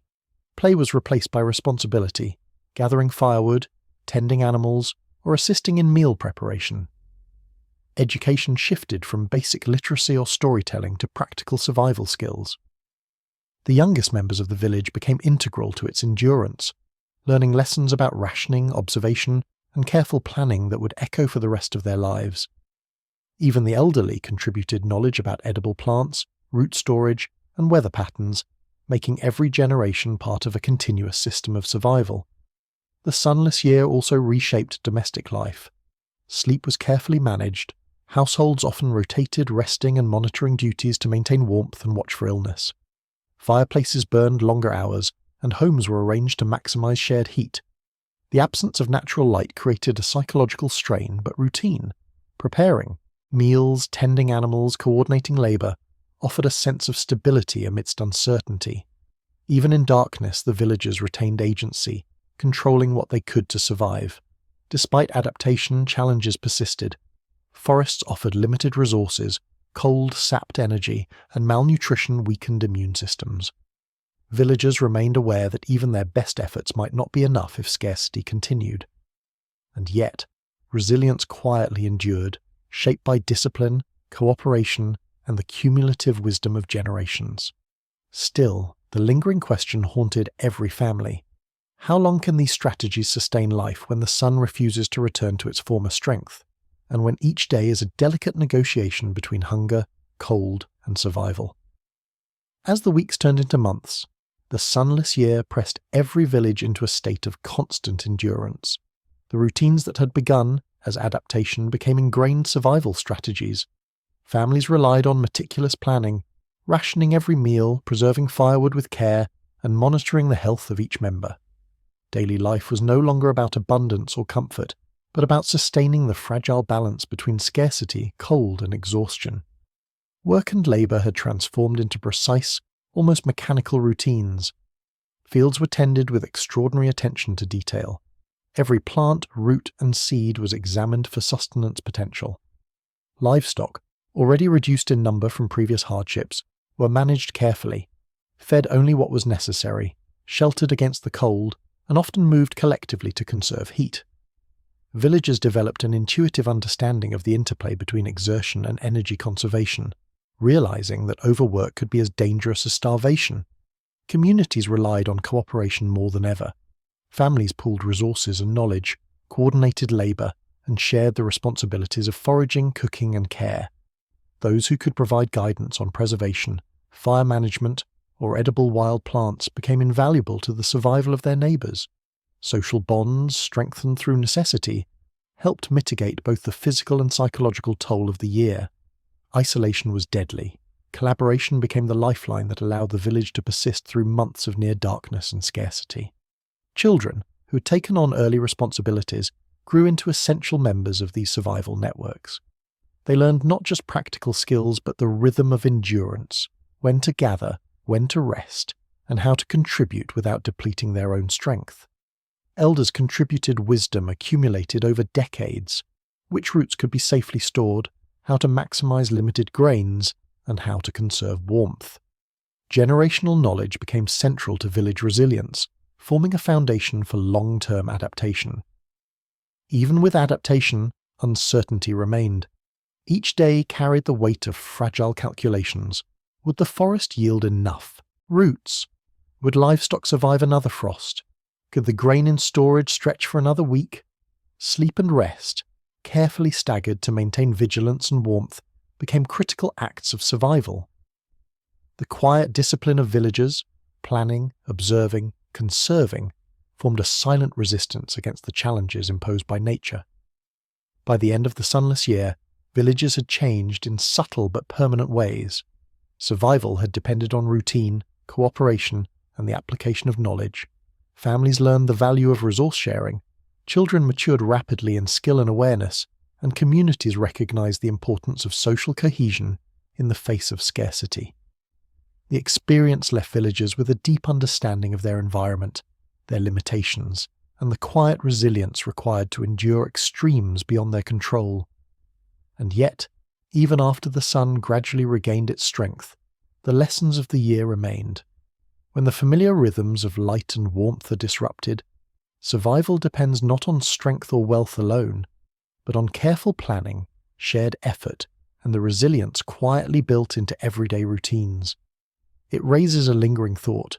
In the face of long-term environmental stress, how do communities maintain cohesion, hope, and the knowledge to endure when every ordinary day becomes a test of life itself?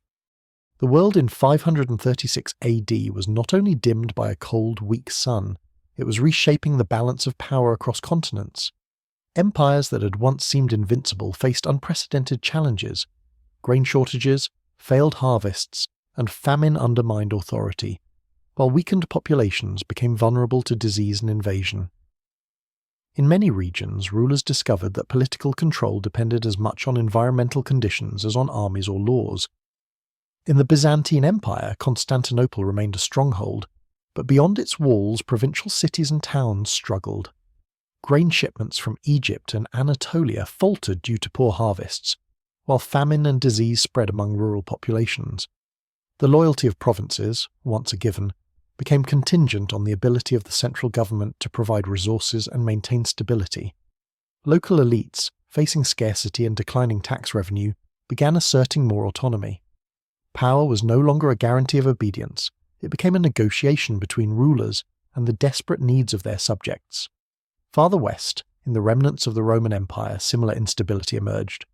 Cities that had relied on consistent imports of grain, olive oil, and wine now faced shortages.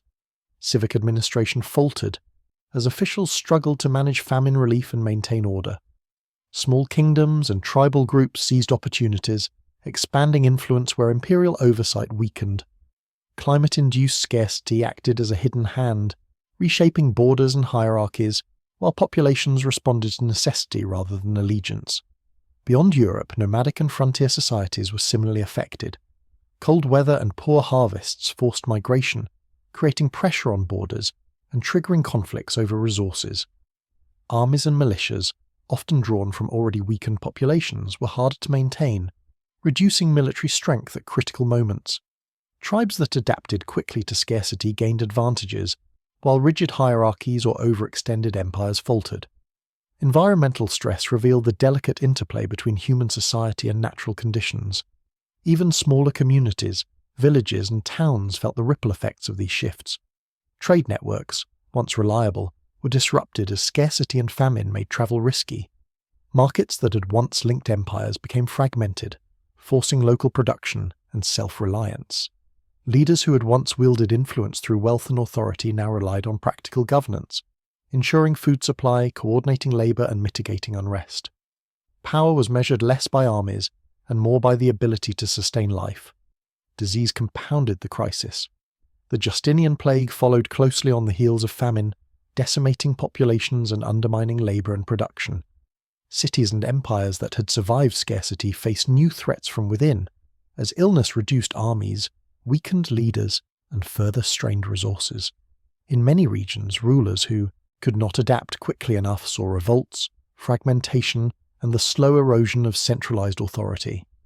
Even in the grandest halls of power, the climate crisis was undeniable. Advisors counseled rationing and careful resource management, while monarchs and emperors faced difficult decisions balancing survival, taxation, and military needs. The sunless year had exposed the limits of authority. No fortress, palace, or treasury could fully protect populations from famine and disease. Power, it seemed, was as fragile as the harvest, and empires that could not respond to environmental stress faced decline. And yet a quiet question lingered in every court and city. As nature disrupted established hierarchies and tested human governance, which societies would endure and which would crumble under the weight of scarcity, disease, and a dimmed sun. As the sun dimmed and harvests failed, the foundations of power across Europe, the Middle East and Central Asia began to tremble. In the Byzantine provinces, weakened grain shipments and famine fueled unrest among peasants and local officials alike. Governors struggled to maintain loyalty. When rations ran low, taxes could not be collected, and communities began to question the authority of distant emperors.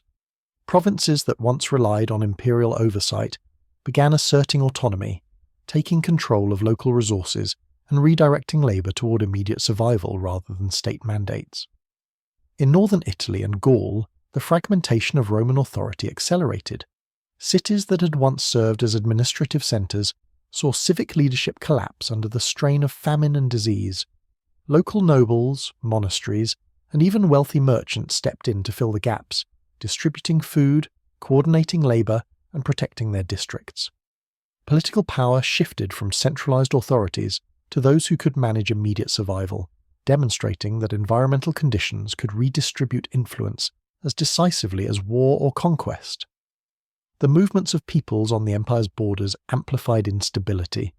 Tribes displaced by failed harvests or colder winters migrated in search of food, putting pressure on adjacent territories. Military forces, already weakened by famine and disease, were often insufficient to repel incursions. In some regions, nomadic groups took advantage of political weakness to establish footholds previously denied to them, creating new centres of power in lands once under firm imperial control. Environmental stress became a catalyst for territorial change, forcing rulers to negotiate, ally, or retreat. Even in the eastern provinces, long considered stable, the effects of scarcity were clear. Urban centres that relied on imported grain and goods saw markets shrink and wealth concentrated in fewer hands. Those with knowledge of storage, rationing, and alternative food sources gained influence, while rigid hierarchies suffered. Bureaucrats and military officers could no longer rely solely on authority. Practical governance became essential to maintain cohesion. Survival, rather than traditional status, dictated power. The Justinian plague, which followed the famine, further accelerated the collapse of empires. Populations already weakened by hunger succumbed more quickly to disease. Labour shortages disrupted agriculture and construction, military recruitment faltered, and cities were depopulated. In some regions, entire towns were abandoned, leaving roads, fortifications, and fields unattended. Political authority contracted, creating power vacuums that ambitious local leaders, displaced tribes, or opportunistic warlords moved to fill. The interplay of famine, plague, and environmental stress reshaped political landscapes across continents. Survivors had to adapt rapidly.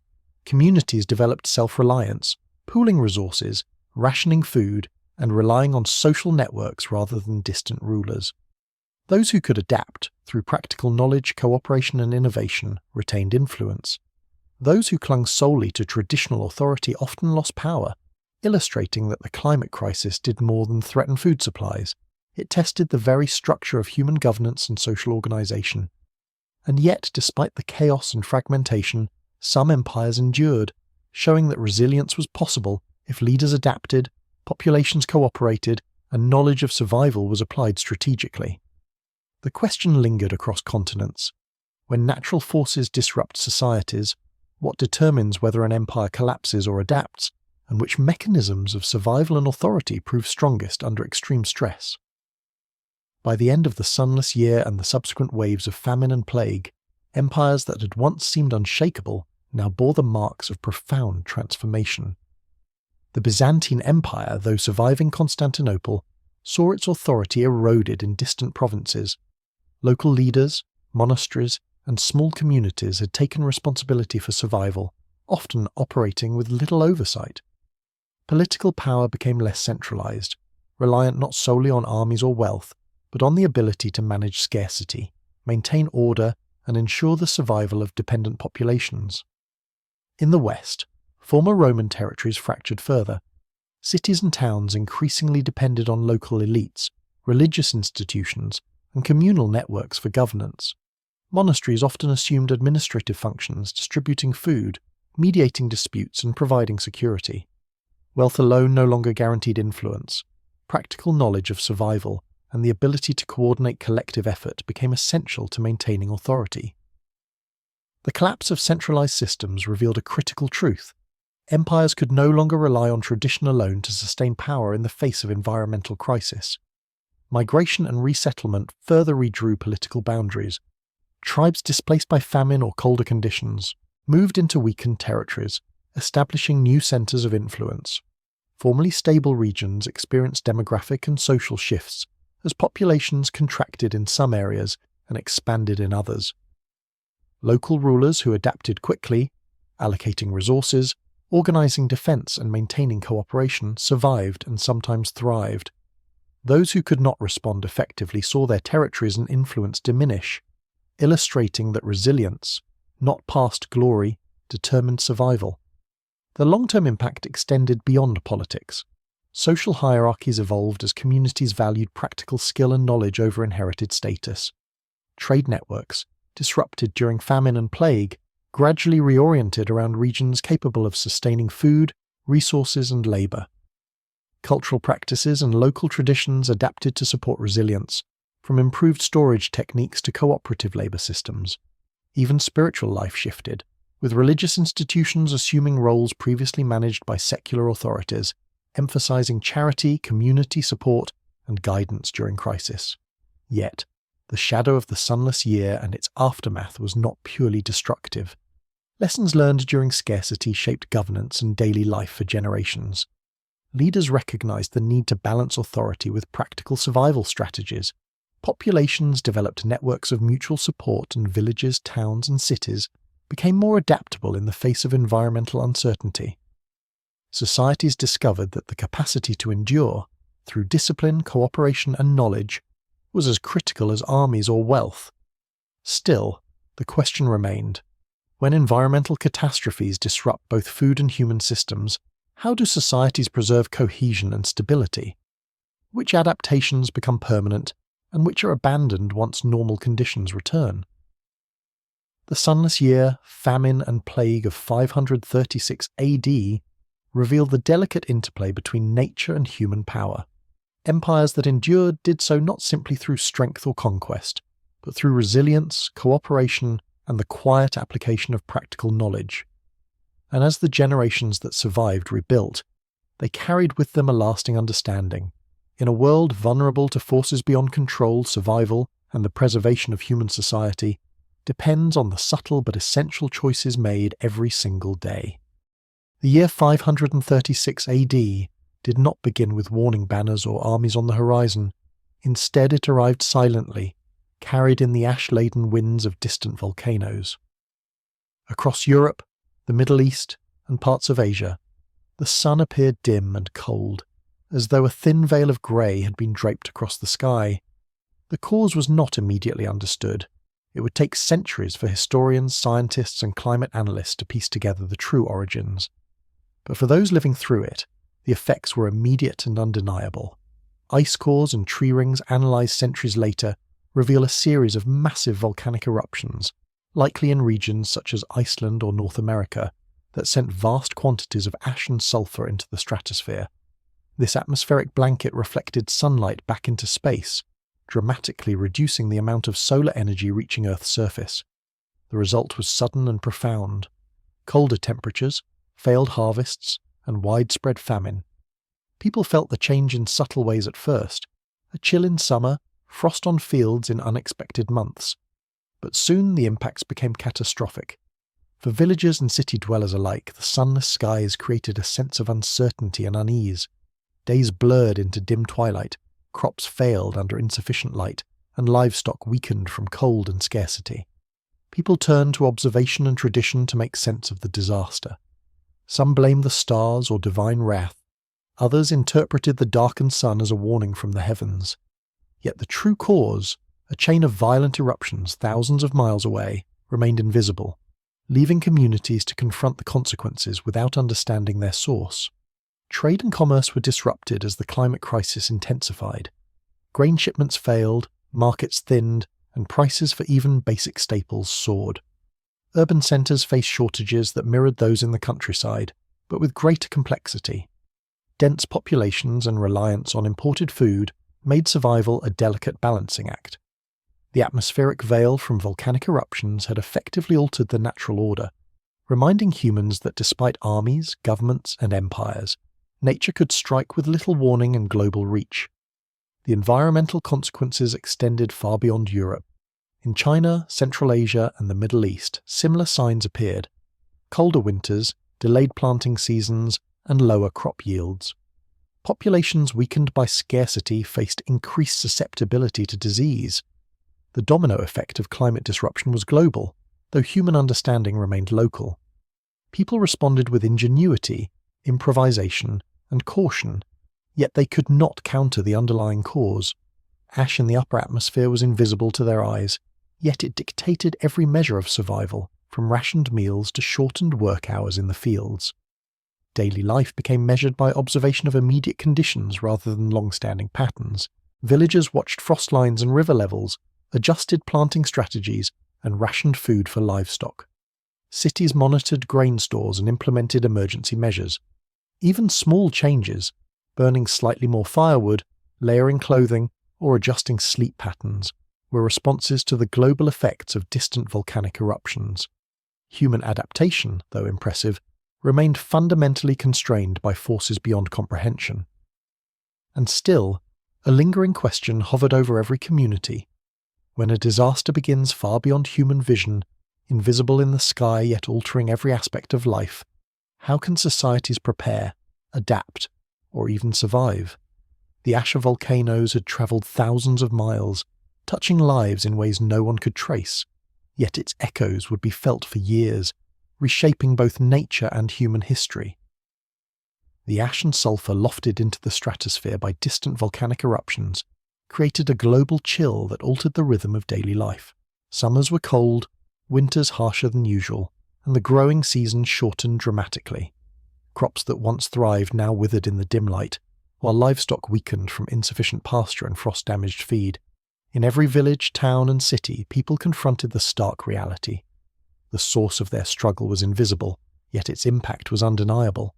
Farmers adapted as best they could. Fields were tilled with extra care, seeds were planted more cautiously, and attempts were made to salvage even the smallest yield. Techniques that had previously been sufficient were now stretched to their limits. Root vegetables, hardy grains, and livestock fodder became vital priorities. Villagers learned to monitor subtle environmental cues, morning frost, cloud patterns, river levels, to anticipate the limited sunlight and cold spells. Even minor miscalculations could mean the loss of an entire season's food. Urban centres faced intensified challenges. Cities like Constantinople depended on grain imports from distant provinces, but the climate disruption caused widespread crop failures along trade routes. Markets became quieter, merchants hesitated to travel, and prices for basic staples skyrocketed. Families in cities rationed bread, porridge, and dried legumes, sometimes surviving on far less than before. The lack of sunlight and warmth also influenced daily routines. Homes and workshops required extra fuel, while residents adjusted sleep and work patterns to conserve energy and protect health. The disruption extended beyond food and labour. Rivers froze later or remained icy longer, complicating travel and transport. Rainfall patterns shifted unpredictably, affecting irrigation and water availability. Communities that relied on local rivers for mills or fishing faced diminished output. Even forests, normally a source of firewood and foraging, offered fewer resources, forcing people to plan and share carefully. Every element of survival became intertwined with the consequences of distant eruptions, linking human life to natural events far beyond direct observation. Social structures also adapted under the pressure. Villagers pooled labour to manage fields and feed livestock collectively. Urban neighbourhoods organised watch systems for scarce resources. Religious institutions took on expanded roles, providing emergency relief, shelter, and guidance. Knowledge became a valuable commodity. Who understood local microclimates, which seeds survived frost, and how to store food effectively could mean the difference between survival and starvation. In this sunless year, practical intelligence often outweighed inherited wealth or status. The psychological toll was evident. People moved more cautiously, spoke less, and watched one another with subtle concern for signs of fatigue, illness, or malnutrition. Fear and uncertainty were constant companions, yet daily routines. Preparing meals, tending animals, collecting firewood, provided structure and stability. Humans adapted not only physically but mentally, learning to navigate an environment governed by invisible forces. And still, a lingering thought haunted every community. If such disruption could come from faraway volcanoes, invisible in the sky yet altering every aspect of life, how could societies anticipate or mitigate disasters that span continents? The ash from eruptions was no longer just a layer of dust. It had become the measure of human endurance in an unpredictable, interconnected world. As the ash from distant volcanoes gradually settled, the world did not immediately return to normal. The year 536 AD and its aftermath had reshaped landscapes, societies, and human perception of nature's power. Crops that had failed for months left fields depleted, livestock had been weakened or lost, and food reserves in villages, towns, and cities were exhausted. Survival depended not only on immediate recovery, but on learning to anticipate future environmental challenges. Communities that adapted successfully did so through careful planning, cooperation, and innovation. Villagers experimented with planting hardier crops, diversifying food sources, and creating storage techniques to preserve what little they could produce. cities developed new approaches to rationing, monitoring supplies, and organizing labor. The crisis underscored a fundamental truth. Human societies thrive not simply through wealth or armies, but through the ability to observe, understand, and respond to natural forces. Trade networks slowly recovered, but they were forever altered.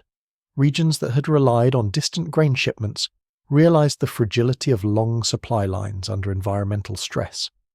Local production and self-reliance gained importance. Markets reorganized around areas that could reliably produce food, while merchants and communities that failed to adapt saw influence and wealth diminish. The volcanic ash that had dimmed the sun left a lasting mark on economic patterns, redistributing power to those who understood resilience and resource management. Social and political hierarchies shifted as well. Leaders who had effectively coordinated survival efforts, allocating food, organizing labor, and maintaining civic order, gained authority. Those who relied solely on traditional privileges or inherited status often lost control. Knowledge, cooperation, and practical governance became the measures of influence.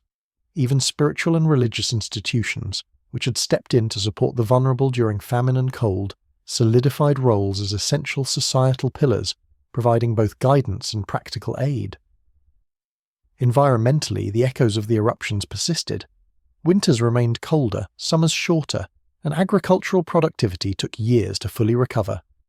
The volcanic events demonstrated that distant, unseen natural phenomena could dictate the rhythm of human life across continents.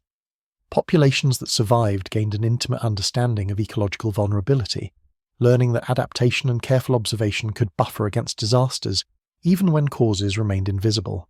Psychologically, societies were changed by the realization that human life was deeply connected to forces beyond immediate control. Daily routines, once predictable, now required constant vigilance and adjustment. People became more cautious, communities more cooperative, and knowledge more highly valued. Survival was no longer merely a matter of strength or numbers. It depended on patience, planning, and the quiet accumulation of practical wisdom. And yet, the ash that had veiled the sun also carried a profound lesson. Human endurance is tested not only by visible threats, such as armies or famine, but by invisible forces that travel thousands of miles, touching every life in their path. Societies that survived the volcanic echoes of 536 AD did so by observing, adapting, and cooperating, choices that resonate across centuries. It leaves a lingering reflection. In a world shaped by distant, uncontrollable forces, how do humans balance preparation, cooperation, and hope, knowing that the next disaster may already be travelling unseen toward them? The year 536 AD was not just a moment in time, it was a crucible that tested human endurance across continents. From the sunless skies that dimmed Europe and the Middle East, to the volcanic ash that silently travelled thousands of miles, every community faced challenges that disrupted daily life, threatened survival, and challenged the assumptions of rulers and commoners alike. Yet, in examining these events, we begin to see a thread of human resilience running quietly through the chaos. Villages and towns adapted to extreme environmental stress with remarkable ingenuity. Farmers learned to stretch dwindling harvests, salvaging what others might have discarded. Livestock were managed with precision to conserve feed, protect from cold, and preserve future breeding potential. Even in cities, where dependency on distant imports complicated survival, households rationed food carefully, adjusted routines for warmth and energy, and relied on local networks of cooperation. These adaptations were often mundane, unnoticed in daily life, yet they formed the backbone of human survival. Social cohesion became a critical factor. In rural communities, families pooled labor and resources, sharing knowledge of weather patterns, storage techniques, and edible plants. In urban centers, religious institutions, guilds, and neighborhood networks took on roles that secular authorities could no longer fulfill. Survival was no longer an individual or family endeavor alone. It became a collective pursuit, dependent on trust, communication, and shared responsibility. Those who embraced cooperation, rather than isolation or hoarding, fared far better. The crises of 536 AD also highlighted the importance of knowledge and observation. Villagers monitored frost patterns, river levels, and cloud formations. City dwellers tracked food stores and market conditions. leaders who paid attention to subtle shifts in resource availability or population health could implement measures that mitigated disaster, while those who ignored these indicators risked collapse. Practical intelligence became as essential as strength or authority, revealing that resilience is often quietly built in ordinary, informed decisions rather than dramatic feats. Psychologically, the sunless year and its aftermath forced a recalibration of expectations. People confronted hunger, cold, and uncertainty daily, learning to manage fear and maintain focus on what could be controlled. Daily routines, preparing meals, tending animals, conserving heat, offered stability amidst unpredictability. Even small repetitive acts became lifelines, reminding communities that endurance is often sustained through consistent, careful attention rather than heroics. The events of 536 AD also remind us that resilience is both individual and systemic. While families and villages adapted through routines and cooperation, broader societies were shaped by the responses of leaders, institutions, and networks. The capacity to survive, famine, plague, and climate disruption depended on the interplay between human ingenuity and collective action, showing that endurance is rarely solitary. It is shared, nurtured, and reinforced across generations. And yet, even in retrospect, the question lingers. When faced with crises that span continents, affect crops, health, and social structures simultaneously, what determines which communities endure and which falter? The human responses of 536 AD offer insight, but also a quiet challenge. How do societies prepare for disasters that are visible only in their consequences, not in their origins? In the aftermath of the sunless year and the subsequent famines and plagues, human resilience revealed itself in both subtle and profound ways. Communities that had previously relied on routine or tradition were forced to innovate, improvise, and cooperate. Villagers experimented with planting hardier crops, storing food differently, and diversifying diets to include previously overlooked roots, herbs, or preserved grains. Small innovations, layering clothing, insulating homes with moss or mud, or huddling livestock and people together for warmth, became critical survival strategies. Social structures adapted alongside practical measures. Families pooled resources and divided labour strategically, ensuring that no individual bore the full burden of survival. In towns and cities, guilds, religious institutions, and neighbourhood networks filled gaps left by weakened governments, distributing food, coordinating work, and providing guidance. These systems were not glamorous or heroic. They were mundane, methodical, and often repetitive, but they were essential. Resilience thrived in the quiet work of planning, observation, and cooperation.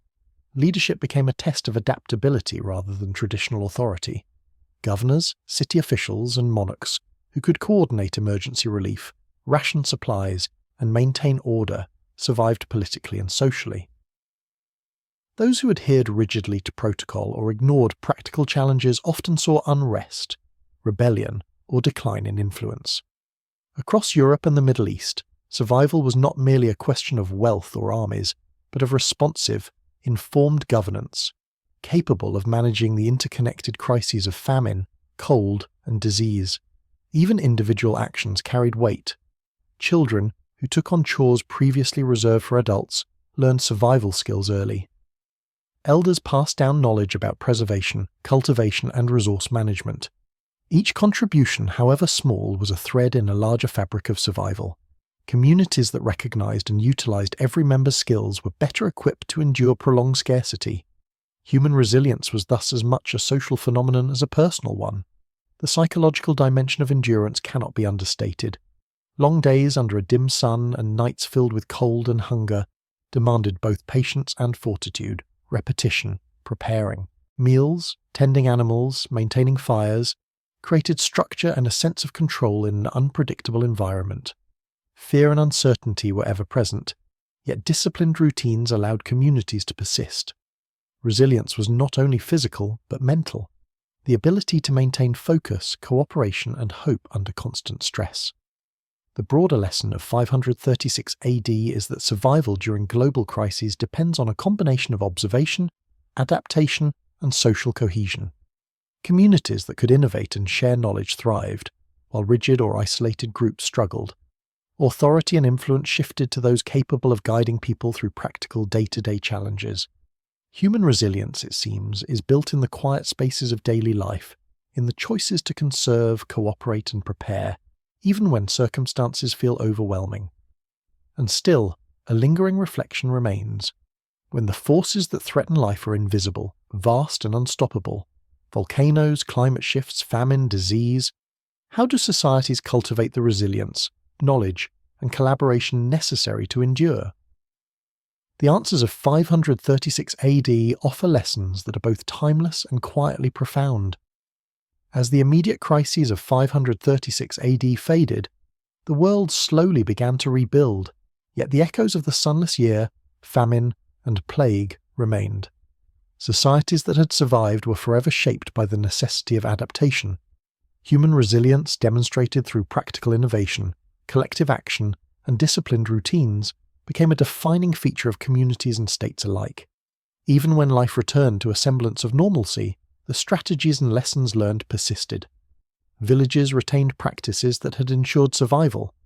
Crop rotation, diversification, and careful storage became more systematic. Communities maintained stronger social networks, pooling labour and resources in preparation for future uncertainty. Families understood the importance of observation and adaptation, recognizing subtle environmental changes and adjusting their daily routines accordingly. What had once been mundane knowledge, how to preserve grain, when to plant certain seeds, how to layer homes and clothing for warmth, became invaluable for long-term survival. In cities, leadership and governance evolved. Officials who had coordinated relief efforts, rationed food, and maintained order gained influence, setting precedents for practical administration.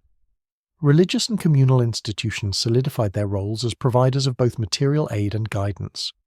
Authority became closely tied to the capacity to sustain life under pressure, rather than mere inherited power or wealth. The failures and successes of this period demonstrated that resilience was as much a function of knowledge and cooperation as it was of military strength or political ambition. The psychological impact of 536 AD also endured. Populations carried a heightened awareness of the fragility of human life in the face of environmental forces. The sunless year had taught that survival depended on foresight, discipline, and the quiet application of knowledge. Communities that learned to endure together, balancing risk with careful planning, were better prepared for subsequent challenges, whether climatic, social, or political. Resilience became woven into the fabric of everyday life, manifesting in routines, resource management, and social cohesion. The broader lesson of 536 AD extends beyond the immediate survival of villages and empires. It illustrates a universal truth. Human societies are most robust not when conditions are ideal, but when they cultivate the capacity to adapt to uncertainty. Environmental disruption, famine, and disease may reveal weaknesses, but they also create opportunities to develop cooperation, practical intelligence, and social solidarity. Societies that recognized this could endure not only the sunless year, but subsequent challenges that arose in later centuries. And yet a quiet question remains for reflection. In the face of disasters that stretch across continents and centuries, events beyond direct control, how can modern societies learn from the resilience of those who endured 536 AD? The answers lie in observation, adaptation, cooperation, and the steady accumulation of practical knowledge. Humanity's survival in the darkest year reminds us that even under the most relentless and invisible pressures, quiet endurance, careful planning, and shared effort remain the true measures of strength.